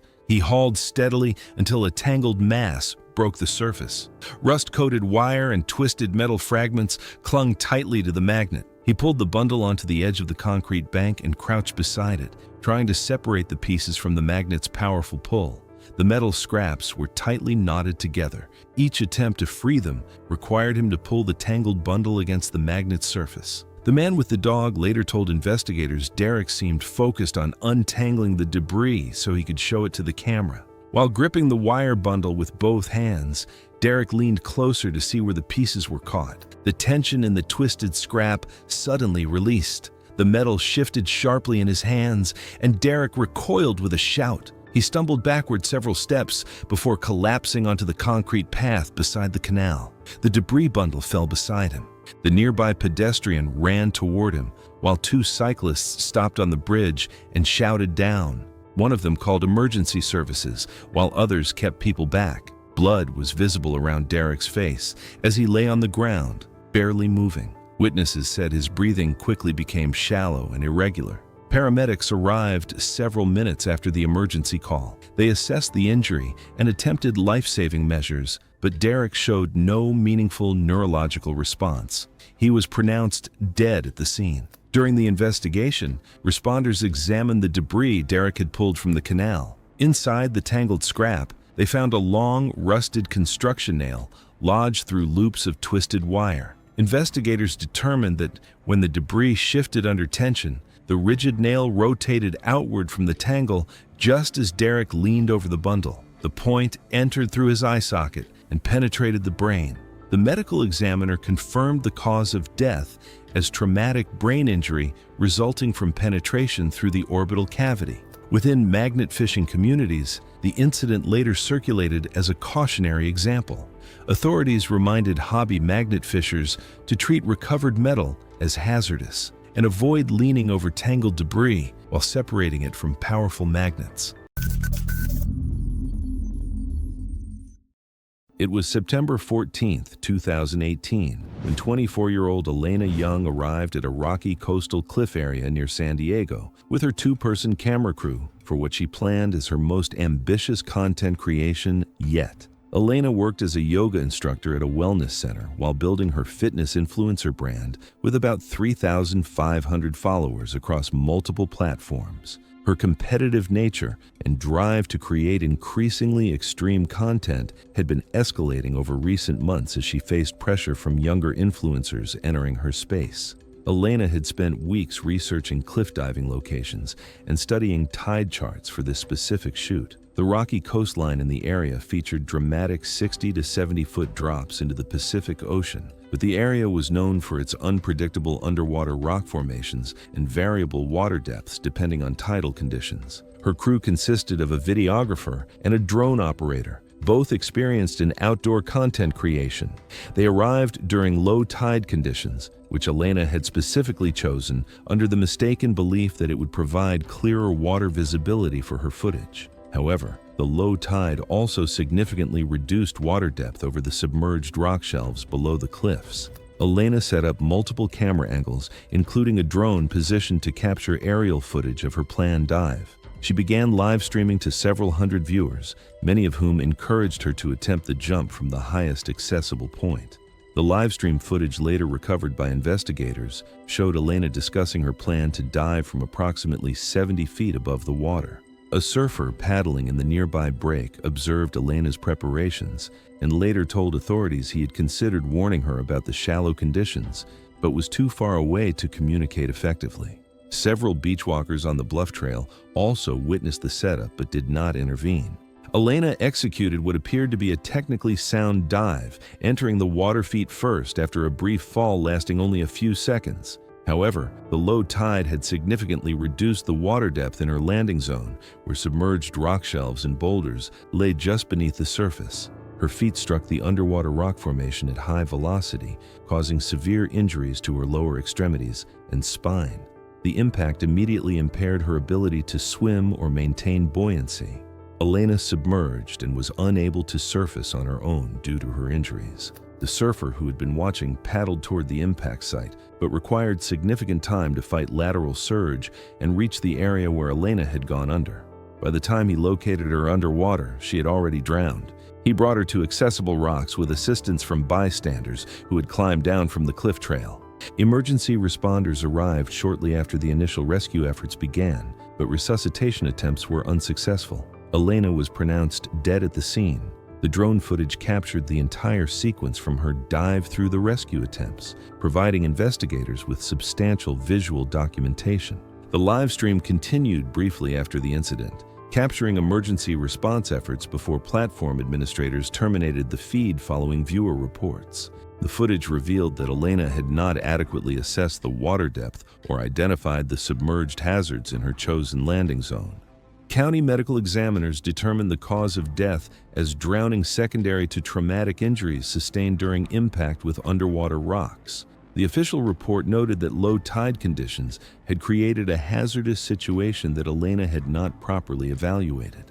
Following the incident, local authorities installed additional warning signage about variable water depths and underwater hazards at popular cliff areas. Patrol frequency was increased during peak weekend hours when cliff jumping activity typically occurred. The case prompted discussions within the influencer community about safety protocols for extreme content creation. Elena's death highlighted the risks associated with cliff diving in unfamiliar locations without a proper assessment of underwater conditions and tidal variations. It was February 6, 2014, on a quiet private lake outside Duluth, Minnesota. Hidden currents near the inlet had thinned the ice from below, leaving sections uneven and unstable despite the cold. The surface looked clear and solid, but the lake's strength had been quietly eroded beneath its frozen skin.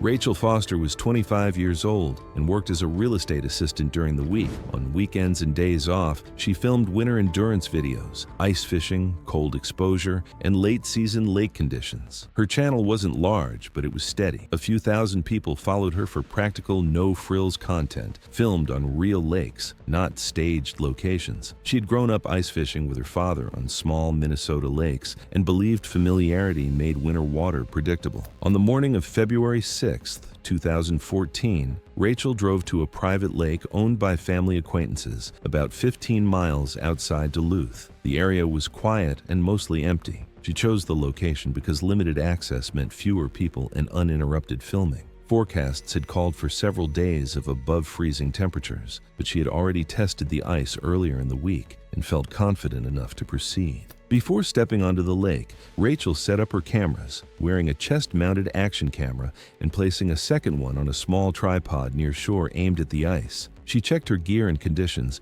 noting the warmer weather but judging the surface stable enough to proceed. She carried an ice auger, ice picks, and an emergency rope, relying on experience and visual assessment rather than flotation equipment. Rachel entered the lake shortly after 11:15 a.m., moving slowly and drilling test holes every few yards as she left the shoreline. The first measurements showed about 6 inches of clear ice, a thickness commonly considered safe for foot travel. Each hole refroze cleanly, and the surface remained firm, dry, and free of visible cracks. As she progressed farther from shore, the lake grew quieter. The ice color began to shift, fading from clear blue to a darker gray. The change happened gradually, not sharply enough to force an immediate stop. This section lay closer to a narrow inlet where water moving beneath the surface prevented uniform freezing. From above, the ice still looked intact, but its strength had been eroding from below. Several faint cracking sounds followed her steps. Rachel paused, drilled another hole, and tapped the surface with her auger. The sound was noticeably duller than before, but the ice did not break. She took a few more steps forward. By then, the ice closer to the inlet had been weakened unevenly from below, even as surface conditions appeared unchanged. At approximately 11:38 a.m., the ice failed without warning. It split open beneath her feet, widening instantly as she dropped into 33 to 34 degrees Fahrenheit water. The surrounding ice fractured as she tried to climb out. Cold shock hit immediately, her breathing turning sharp and uncontrolled. Within a minute, her movements slowed, strength drained away, and the opening continued to spread until the surface finally went still. Emergency services were contacted immediately. Rescue teams arrived shortly after 12:20 p.m. and began a cold water search using safety lines and dive gear. Rachel's body was recovered about 50 minutes later in roughly 12 feet of water, less than 20 feet from where the ice broke. Her emergency rope is still clipped to her pack, unused. The medical examiner ruled the death accidental, caused by cold water immersion leading to rapid hypothermia and drowning. In near-freezing water, loss of useful movement can happen within minutes, followed by unconsciousness. After her death, Rachel's family helps fund winter safety equipment for rural property owners, focusing on ice thickness tools and flotation gear. Her footage is later used in local safety programs to show how familiar ice, warming temperatures, and moving water can turn deadly without clear warning, even when the camera is already rolling. It was August 22, 2022, in Houston, Texas. Evening traffic moved steadily through a suburban commercial strip where commuters stopped for fuel, groceries, and quick dinners before heading home. Inside a small convenience store near a busy intersection, fluorescent lights illuminated narrow aisles crowded with after-work customers. Tanner Vaughn was 28 years old and had been unemployed for most of the year. His savings were nearly gone, and his attempts to build a following on TikTok had produced little income. His account focused on so-called social experiment pranks, videos designed to provoke strong reactions rather than humor.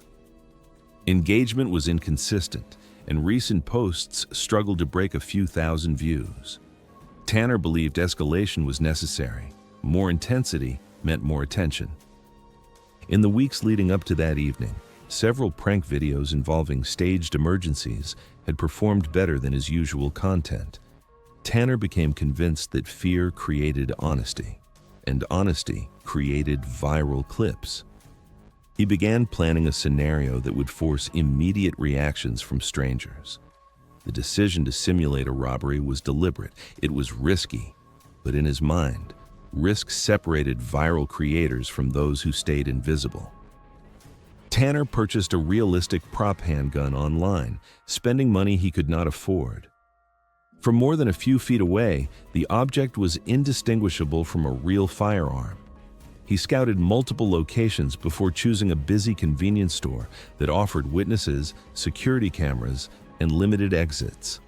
The goal was not chaos, but intensity captured on camera. On the evening of the August 22nd, Tanner entered the store wearing a hoodie and carrying concealed recording equipment. A small camera was hidden inside his jacket, while his phone recorded vertically from a front pocket. The store was moderately crowded, including families and a teenage cashier behind the counter. What Tanner did not know was that an off-duty police detective was inside the store, stopping briefly for coffee after a long shift. The detective had years of experience responding to armed robberies and violent incidents. When Tanner produced what appeared to be a firearm near the counter, the situation was immediately interpreted as an active threat. The detective intervened without hesitation, tackling Tanner from behind and driving him to the floor. Tanner landed face down, the apparent weapon sliding across the tile. The detective applied body weight to keep Tanner pinned, controlling his arms while scanning for additional threats. During the struggle, Tanner attempted to shift beneath the weight. His chest and abdomen were pressed firmly against the floor, limiting his ability to expand his lungs. His breathing became rapid and shallow as adrenaline surged. Within moments, his movements slowed. Store surveillance later showed Tanner's legs stop kicking, followed by his arms going limp. Witnesses assumed compliance. The detective maintained restraint until backup arrived, unaware that Tanner's oxygen levels were dropping rapidly due to chest compression and restricted airflow. By the time the restraint was eased, Tanner was unresponsive. Emergency services were called immediately. Paramedics arrived within minutes and found Tanner pulseless and not breathing. Resuscitation efforts began on scene and continued during transport to a nearby hospital. Despite prolonged attempts, spontaneous circulation was never restored. A medical examination later determined the cause of death to be positional asphyxia, leading to cardiac arrest. The report noted that prolonged chest compression while prone had prevented effective breathing, resulting in oxygen deprivation. Toxicology showed no drugs or alcohol. The prop firearm was recovered and documented. Investigators concluded the off-duty detective acted reasonably based on the information available at the time. The use of restraint was deemed appropriate for a perceived armed robbery. No charges were filed. Footage recovered from Tanner's hidden cameras was reviewed as evidence, but never released publicly. His TikTok account was later removed by family members. The case was referenced in internal restraint training, while creators cited it as a warning about filming staged emergencies alone. It was July 22, 2016, in the mountains outside Denver, Colorado. The summer afternoon was clear and warm, with excellent visibility along the winding mountain highways that carved through the Rocky Mountain foothills. Lyra Stone was 28 years old and worked as an insurance adjuster for a regional company, spending her days investigating claims and processing paperwork. But her true passion lay in the mobile gaming phenomenon that had recently taken the world by storm. Lyra regularly spent her free time driving around the Denver metropolitan area to reported Pokémon locations while live streaming her activity to a growing online audience. That afternoon, she received reports from other players about a rare Pokémon spotted in a remote mountain location. Based on the community posts, this particular creature was extremely uncommon in the Colorado area. She quickly started a live stream, documenting her drive toward the reported rare Pokémon spawn in hopes of capturing exclusive footage. As the live stream continued, she drove toward the mountain location while focusing on tracking the reported spawn through the game interface. The live stream footage showed her repeatedly checking the game's location indicator while continuing toward the reported spawn site. As Lyra drove higher into the mountains, the urban landscape gave way to increasingly rugged terrain. The roads became more winding and narrow, with steep drop-offs and challenging curves that required careful attention to navigate safely. However, Lyra's focus remained divided between driving and monitoring her phone screen, where the game's interface displayed the Pokémon's location at close range.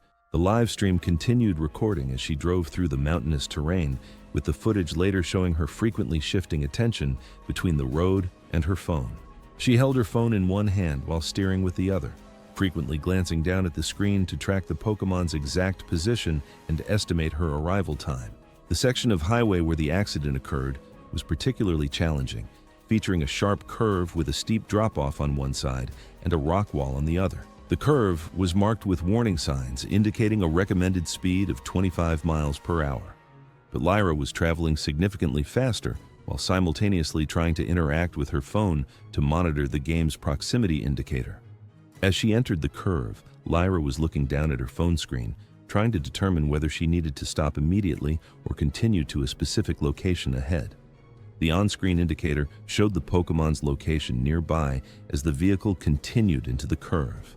At the time she entered the curve, the live stream footage showed the game interface active on her phone screen, and she failed to notice that the curve was sharper than she had anticipated and that her speed was far too high for safe navigation. Lyra's car crossed into the oncoming lane as she failed to turn sharply enough to follow the road's path. She overcorrected when she realized her error, but the vehicle's momentum carried it off the road entirely and over the guardrail. The car plunged down the steep mountainside, tumbling and rolling as it struck rocks and trees during its descent. The live stream continued recording throughout the accident, capturing the sounds of the crash and the destruction of the vehicle before the phone was finally destroyed. Lyra died from multiple traumatic injuries sustained during the vehicle's tumble down the mountainside. The investigation determined that she had been actively using her phone while driving, with the live stream recording providing clear evidence of her distracted driving in the moments before the crash. Skid marks on the highway showed that she had been traveling at excessive speed for the curve, and the vehicle's trajectory confirmed that she had lost control while not paying attention to the road.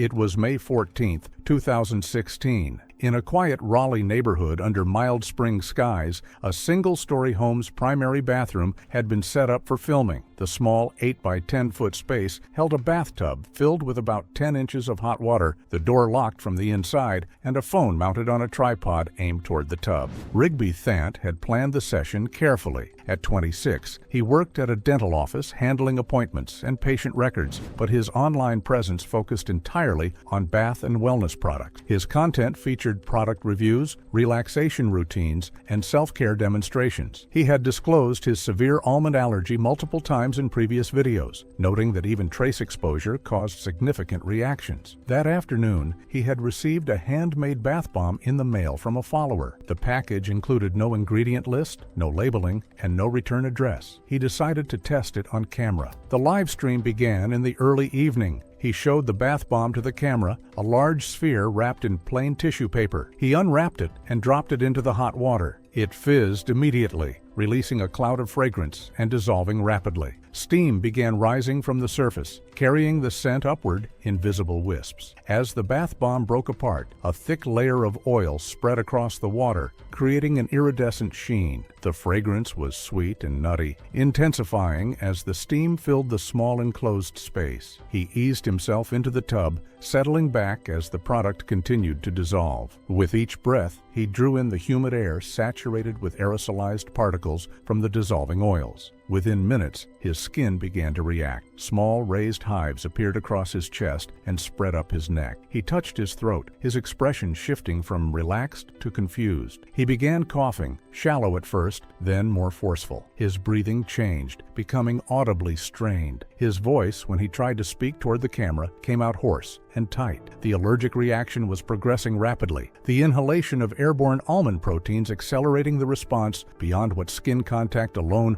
would have triggered. He gripped the sides of the tub and tried to stand. His feet slipped on the oil-slicked porcelain. His balance failed. He fell backward, the back of his head striking the curved edge of the tub with a dull impact. The blow stunned him. He slid sideways, his torso tipping into the shallow water. His airway, already swelling from anaphylaxis, took in water. His chest movements became erratic and shallow. Consciousness faded. He remained partially submerged, face down in less than a foot of water. A neighbor who regularly watched and moderated his live streams noticed the feed had gone still. After several minutes without movement, she called his phone. No answer. Concerned, she walked over and knocked. The front door was unlocked, but the bathroom door was not. She called emergency services at approximately 7:35 p.m. Responders arrived and forced entry into the bathroom. Rigby was found face down in the water, unresponsive. His skin showed widespread hives and significant facial swelling. He was pulled from the tub and CPR was initiated immediately. His airway was severely compromised. Advanced medical intervention was attempted, but cardiac activity could not be sustained. He was transported and pronounced dead shortly after arrival at a nearby hospital. The medical examiner conducted an autopsy and determined the cause of death to be anaphylaxis due to almond oil exposure, with contributing factors of blunt head trauma and drowning. Toxicology confirmed the presence of allergens consistent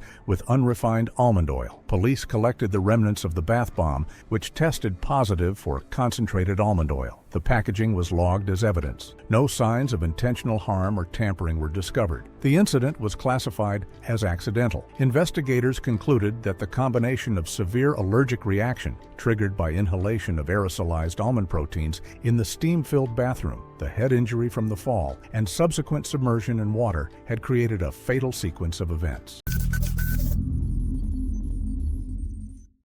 It was the afternoon of July 19th, 2016. Beneath an active high-voltage transmission corridor running through open ranch land outside a mid-sized city in Texas. The corridor carried a 345 kilovolt line between two regional power distribution points, supported by a series of lattice steel towers spaced at regular intervals across flat, treeless terrain, accessible by an unpaved service road running alongside the bases. Sid Furling was 38 years old and worked as a substitute science teacher a few days a week. He ran a physics and electricity channel focused on making electrical concepts visible and measurable on camera, with a modest following built around viewers with a general interest in science. He He was knowledgeable about basic electrical principles at the consumer level, but treated that foundation as more comprehensive than it was, dismissing corrections from viewers with engineering backgrounds as overcaution rather than expertise. He drove the service road in the weeks before the shoot, identifying a tower with accessible lower infrastructure and a clear sightline for filming. He prepared a tripod camera positioned at a distance and a chest-mounted unit, and scheduled the shoot for a Tuesday afternoon in late July, when sustained high temperatures across the state pushed regional power demand to its highest levels of the year. He arrived in the early afternoon, set up the tripod approximately 30 feet from the base, and began filming at ground level. The field readings were measurable but produced no immediate physical effect. After several minutes, he determined the ground-level readings were not visually compelling enough and decided to climb the tower to get his meter closer to the conductors. The tower's lower access ladder started about 8 feet above the ground on the near face of the structure, reachable by stepping onto the first diagonal crossmember and pulling up to the ladder base. He climbed to approximately 18 to 20 feet up the tower face. At that height, he remained well below the conductors themselves,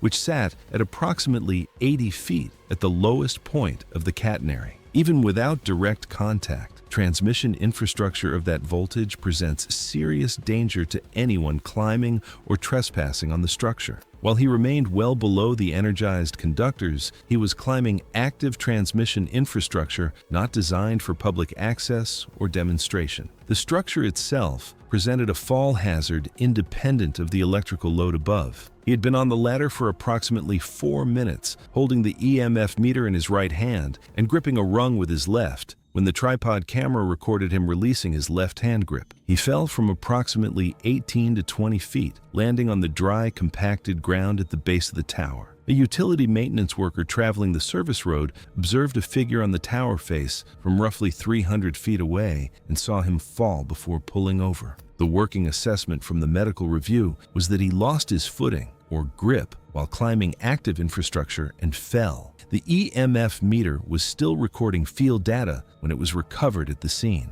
Sid was pronounced dead shortly after the utility worker reached him. The cause of death was listed as blunt force injuries sustained in the fall. The tripod camera had captured the full sequence from setup through the fall. The utility company that owned the transmission infrastructure saw it and obtained a legal hold on the footage, citing an ongoing liability review, which prevented its public release. The chest-mounted unit was damaged beyond recovery on impact. The case was ruled an accidental death, and the service road access point nearest the tower was subsequently gated and posted with updated no trespassing signage.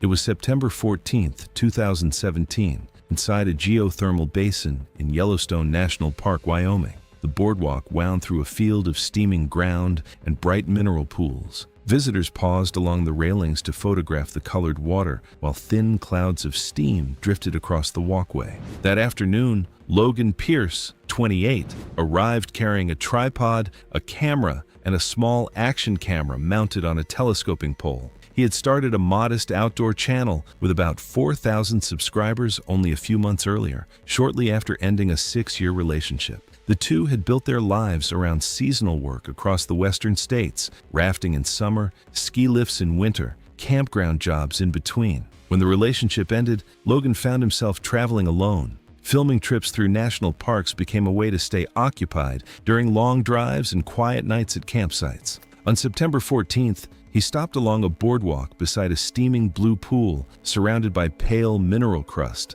inside the geothermal basin. Visitors moved along the wooden walkway while thin clouds of steam drifted across the ground. Rangers regularly warned that the crust surrounding geothermal pools could collapse without warning.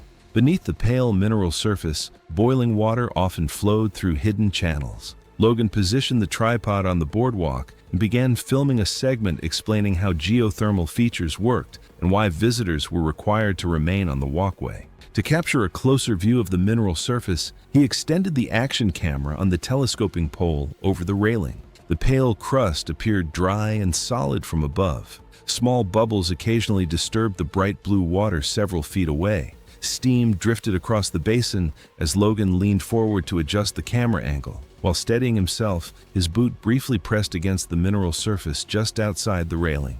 Visitors sometimes made similar balancing movements without realizing the crust could be fragile only inches beyond the walkway. For several seconds, nothing happened. Then, the surface beneath his foot cracked open. The crust collapsed in a narrow opening, and Logan's leg dropped straight through into a channel of scalding runoff water flowing beneath the mineral layer. Steam burst upward as he tried pulling himself backward. The crust around the opening began breaking apart while he struggled. Boiling water soaked through his pant leg within seconds. Witnesses later said he managed to twist his body and fall backward onto the boardwalk, pulling his leg free while steam continued venting from the hole beside the railing. Two nearby visitors rushed forward and dragged him farther away from the edge while others called park rangers. Logan remained conscious but was shaking and unable to stand. The lower portion of his pant leg had burned away where the water soaked through. Skin along his lower leg had already begun blistering from the extreme heat. Rangers arrived roughly 8 minutes after the emergency call. They secured the area and began first aid while staff prepared a helicopter landing zone nearby. About 30 minutes later, a rescue helicopter transported Logan to a regional hospital. Doctors treated Logan for extensive thermal injuries across much of his lower body. Water in geothermal runoff channels can exceed 200 degrees Fahrenheit, hot enough to destroy tissue within seconds. Despite emergency treatment, his condition worsened from severe fluid loss and shock. He died later that evening. The medical examiner documented third-degree burns across more than half of his lower body. Investigators determined the collapse occurred where his boot had briefly pressed against the thin mineral crust just inches beyond the boardwalk rail. Beneath that fragile layer, a channel of near-boiling water had been flowing unseen. The death was ruled an accidental geothermal burn caused by crust failure outside the designated walkway. During the investigation, park authorities reviewed Logan's phone and travel notes. Among the recent drafts was a short message written earlier that day to his former partner, describing how strange Yellowstone's geothermal basins felt, and remarking that if something ever happened to him while traveling, it would probably be in a place like that. It was August 7, 2018, when 26-year-old Nina Wright and her boyfriend Marcus began their descent into a remote side canyon in northern Arizona toward a high-volume waterfall known locally as Twin Vale Falls. Nina worked as a marketing coordinator for a technology company while maintaining a small travel blog with approximately 3,800 Instagram followers. Her content focused on adventure destinations, and she had been planning the trip for months after seeing viral videos of people swimming near large, powerful waterfalls. The waterfall dropped roughly 180 feet into a narrow plunge pool and was experiencing unusually high flow due to recent monsoon storms. Warning signs had been posted along the trail about dangerous conditions, but Nina was determined to create content that would stand out from typical tourist photos. She carried a waterproof action camera and had convinced Marcus to film her attempt to swim in the plunge pool below the falls. The nearly 8-mile descent into the canyon took most of the day. Other backpackers they encountered warned about the strong currents, but Nina remained focused on her planned shoot. Marcus expressed concerns about the water conditions throughout their approach, noting the unusual volume and turbulence visible from the trail. Nina set up her waterproof camera on a stable rock ledge overlooking the pool and began recording continuous video intended for later upload, occasionally speaking toward the camera as if addressing her audience. The plunge pool was estimated to be roughly 40 feet across, with depths believed to exceed 30 feet near the base. The recirculating hydraulic created by the falling water was clearly visible as a churning white zone directly beneath the cascade. Nina entered the water wearing a standard life jacket and initially stayed near the calmer edges of the pool. The recorded footage later reviewed showed her gradually moving closer to the turbulent center despite Marcus signaling from shore for her to maintain distance. When Nina reached the hydraulic zone, the powerful recirculating current immediately pulled her underwater. The turbulence forced the improperly secured life jacket up over her shoulders, rendering it ineffective within seconds, and she became trapped in the washing machine effect, created by a massive volume of water falling continuously. The hydraulic held her in a continuous cycle of being pulled down and pushed back toward the base of the falls. Marcus attempted to reach her from the rocky shoreline, but could not safely enter the dangerous current. Two other hikers who witnessed the incident also tried to assist but were unable to approach the hydraulic zone without risking their own safety. Nina remained trapped in the hydraulic for a short period before her body was eventually released downstream. By the time bystanders could reach her in the calmer water, she had drowned. The recovered footage showed the entire sequence from her entry into the pool until she disappeared beneath the surface. Marcus activated his satellite emergency communicator immediately after the incident. Due to the remote location, backcountry access restrictions, and monsoon weather conditions, aerial recovery operations were delayed for several hours. Recovery teams retrieved Nina's body from the pool using specialized swift water rescue equipment. The camera continued recording unattended after the incident until its battery failed. The footage was later secured and never publicly released. Authorities later reviewed the incident and classified it as an accidental drowning. The official report noted that Nina had entered a known hydraulic hazard despite posted warnings and adverse conditions. Her waterproof camera provided crucial evidence about the sequence of events leading to her death. Following the incident, park authorities enhanced warning signage about hydraulic dangers and implemented additional safety briefings for backcountry permits. The case highlighted the risks associated with swimming near high-volume waterfalls, particularly during periods of elevated flow. It was November 12, 2015, 30 miles off the coast near Cairns, Australia. The water was clear, warm, and busy with moving schools of fish. This outer reef zone was active that morning, drawing larger predators in close. It was the kind of place where timing quietly decides what happens next. Sophia Kim was a 28-year-old freelance graphic designer from Brisbane who filmed underwater travel content during gaps between design contracts. Her videos were calm and scenic, focused on coral reefs, marine life, and the quiet isolation of solo dives. She wasn't famous. Most of her uploads reached a few thousand views, enough to bring in modest ad revenue and keep her channel growing slowly.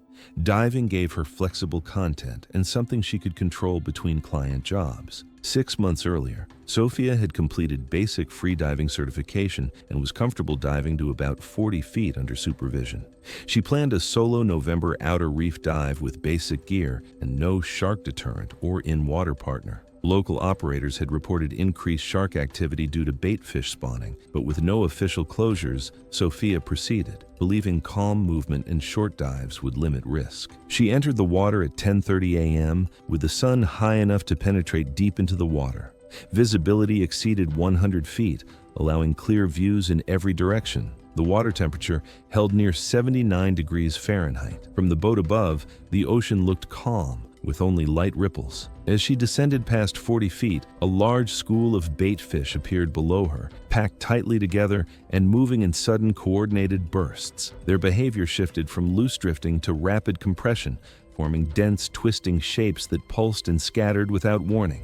Patterns commonly seen when a larger predator moves nearby. Moments later, a bull shark rose from deeper water, emerging out of the darker blue below. It moved slowly and directly, without circling or displaying hesitation, an approach consistent with investigative behavior rather than a warning pass.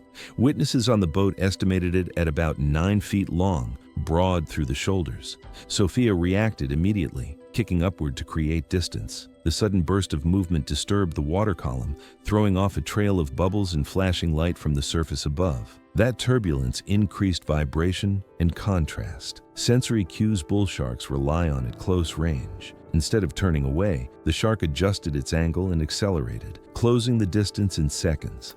As Sophia turned to orient herself, she drifted off her planned line and lost sight of her surface marker buoy. Her breathing became rapid and uneven, her shoulders lifting sharply as she tried to regain control. The shark struck her lower body with force, snapping her sideways. Above her, the surface water erupted suddenly, the disturbance visible from the boat. Blood spread quickly, clouding the water and reducing visibility to almost nothing. Her legs kicked once, then lost coordination.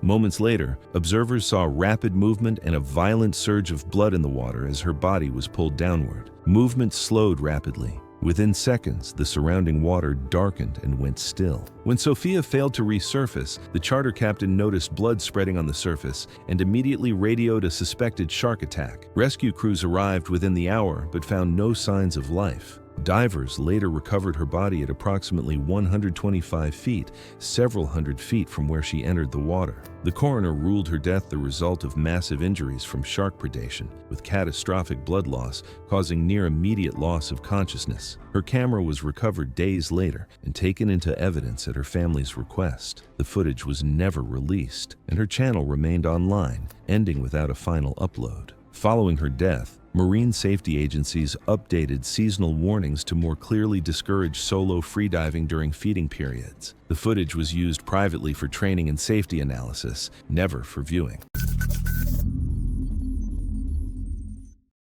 It was November 3rd, 2020, in Tampa, Florida.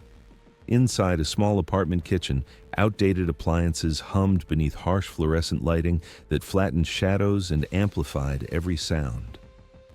The room was narrow, with barely enough space to turn comfortably, yet it had become a familiar filming location. A phone sat mounted on a tripod near the counter, already recording. Xander Knox was 31 years old and ran a TikTok account centered on food-based content.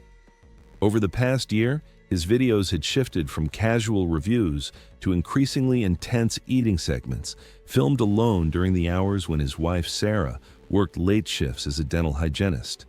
The account had a modest but steady audience, and Xander tracked engagement closely, adjusting his content whenever numbers dipped. What viewers didn't see were the health consequences building off-camera. Xander had been hospitalized more than once for severe gastrointestinal inflammation and dehydration. Each time, he explained his absence online as a short break. His physician warned him directly that repeated stress on his digestive system and cardiovascular response could become life-threatening. Xander acknowledged the risks, but believed stopping would end the only momentum his account had gained. That evening, with the apartment quiet and Sarah still at work, Xander prepared to film another eating video featuring food heavily prepared with ghost pepper-based chili extracts, the same type of content that had previously sent him to the hospital. There was no live stream and no audience interaction, just a planned TikTok upload meant to maintain consistency. The setup was simple: one phone on a tripod, fixed lighting, and a clear view of the kitchen counter. He appeared calm on camera, speaking steadily as he began. Within minutes, his body began reacting to the extreme spice. His breathing grew shallow and sweat formed rapidly along his forehead and neck. Unlike earlier videos, his speech slowed as he paused between sentences, resting one hand against the counter to steady himself. As the recording continued, visible signs of physical distress became harder to ignore.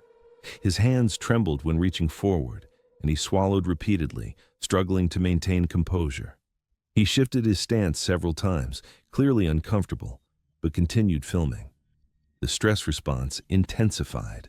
Xander's heart rate climbed rapidly, driven by pain, exertion, and a surge of adrenaline. He leaned forward, bracing himself with both hands, and briefly stopped talking altogether. When he tried to resume, his words came out uneven and slurred. Moments later, he reached for his phone, appearing to recognize that something was seriously wrong. Before he could end the recording or call for help, he staggered backward. His knees buckled, and he collapsed onto the kitchen floor, striking the cabinet as he fell. The camera continued recording, capturing only the stillness of the room and the low hum of the refrigerator. Xander lost consciousness within seconds. There was no further movement. Sarah returned home after 2:30 a.m. and found him unresponsive on the kitchen floor. Emergency services were called immediately. Paramedics initiated resuscitation efforts on scene and continued during transport to the hospital, but Xander never regained a pulse. The medical examiner determined the cause of death was sudden cardiac arrest triggered by extreme physiological stress during filming, compounded by pre-existing medical strain. There was no evidence of poisoning, obstruction, or substance use. The death was ruled accidental. Investigators reviewed the recording as part of the case. The footage was not released publicly and was returned to the family after documentation. Xander's TikTok account was later removed at Sarah's request. The incident was later referenced in discussions about creator burnout and the risks of filming alone. What appeared online as controlled content ended privately, an example of how the pressure to keep recording can override warning signs until it is too late. It was September 12, 2015, in Las Vegas, Nevada. The late afternoon sun cast long shadows across the industrial district on the outskirts of the city, where abandoned warehouses and empty lots created an urban landscape perfect for extreme sports enthusiasts. Orion Sterling was 24 years old and worked the night shift at a distribution warehouse, loading trucks and managing inventory in the sprawling facility outside the city. His days were free, and he spent them pursuing his passion for parkour and free running, filming elaborate sequences that he posted across multiple social media platforms.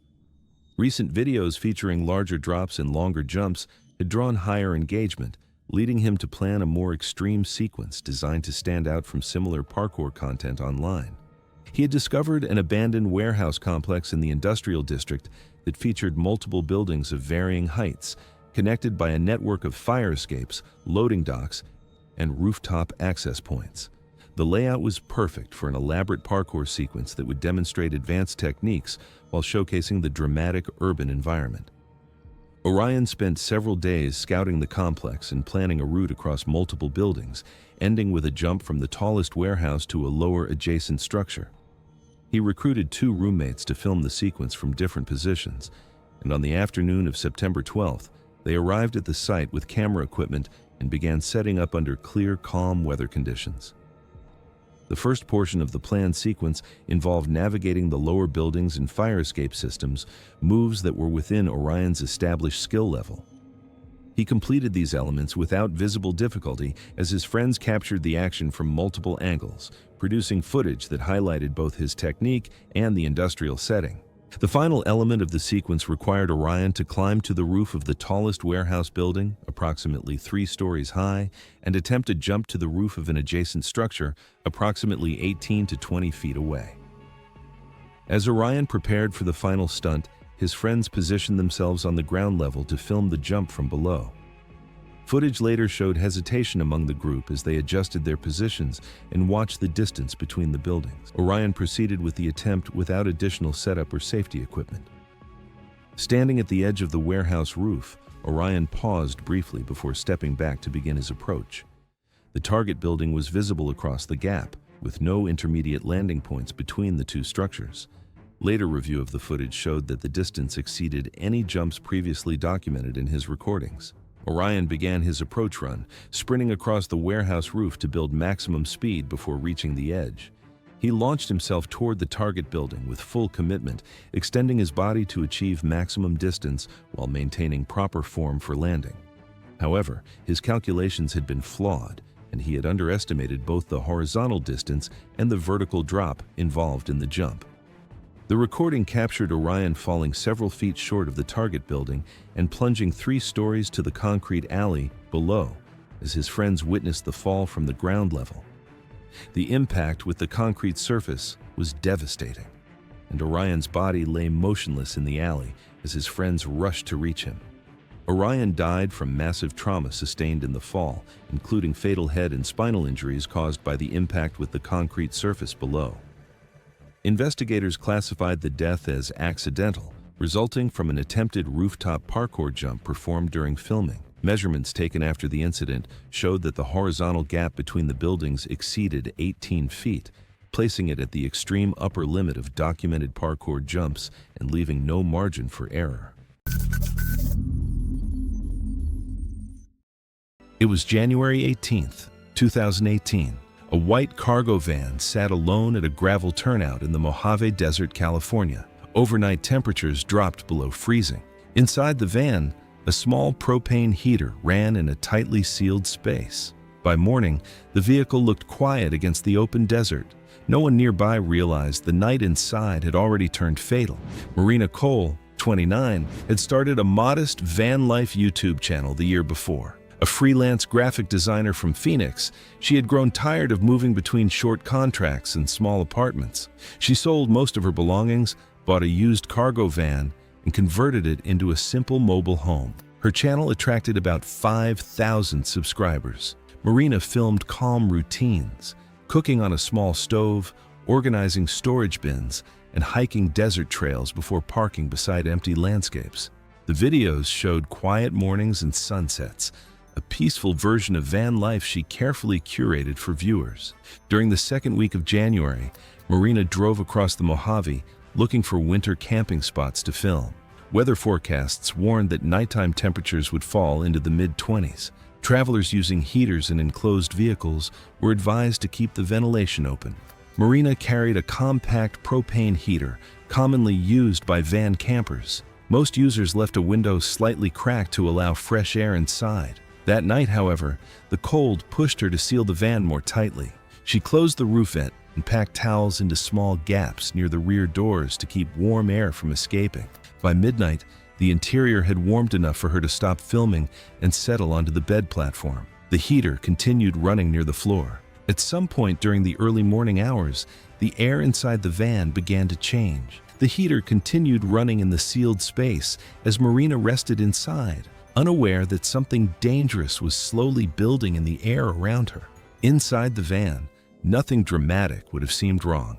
The heater ran quietly. Her phone and laptop remained on the fold-out desk beside the bed, and a mug sat near the stove from the last time she made tea. Marina likely became disoriented as the air inside the van slowly changed. Without realizing what was happening, she lay back down on the sleeping platform.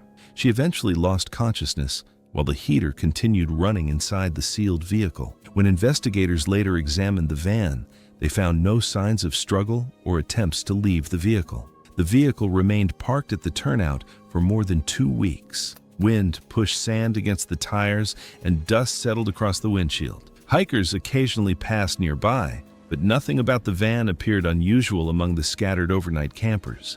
Concern began online instead of in the desert. Followers noticed Marina's social media accounts continued posting photos every few days. The updates described desert roads and quiet campsites, making it appear she was still traveling across the Southwest. One subscriber recognized a trailhead visible in the background of a scheduled post and contacted park authorities. Rangers drove to the turnout late that afternoon and knocked repeatedly on the van. When no one responded, they forced the rear doors open. Marina was found on the sleeping platform inside. A ranger radioed for emergency services at 4:12 p.m. Deputies and paramedics arrived about 20 minutes later, but Marina showed no signs of life. The heater had already shut off after the fuel cylinder emptied. The coroner later determined the cause of death as carbon monoxide poisoning. Blood tests showed extremely high levels of carboxyhemoglobin, meaning most oxygen-carrying cells in her body had been replaced by carbon monoxide. Investigators found no defect in the heater itself. The sealed van had allowed the gas to build slowly overnight. Authorities ruled the case an accidental death caused by improper ventilation. Investigators later discovered that Marina had scheduled weeks of posts before leaving Phoenix. While her van remained parked silently in the desert, her accounts continued uploading travel photos, creating the illusion that the journey was still ongoing.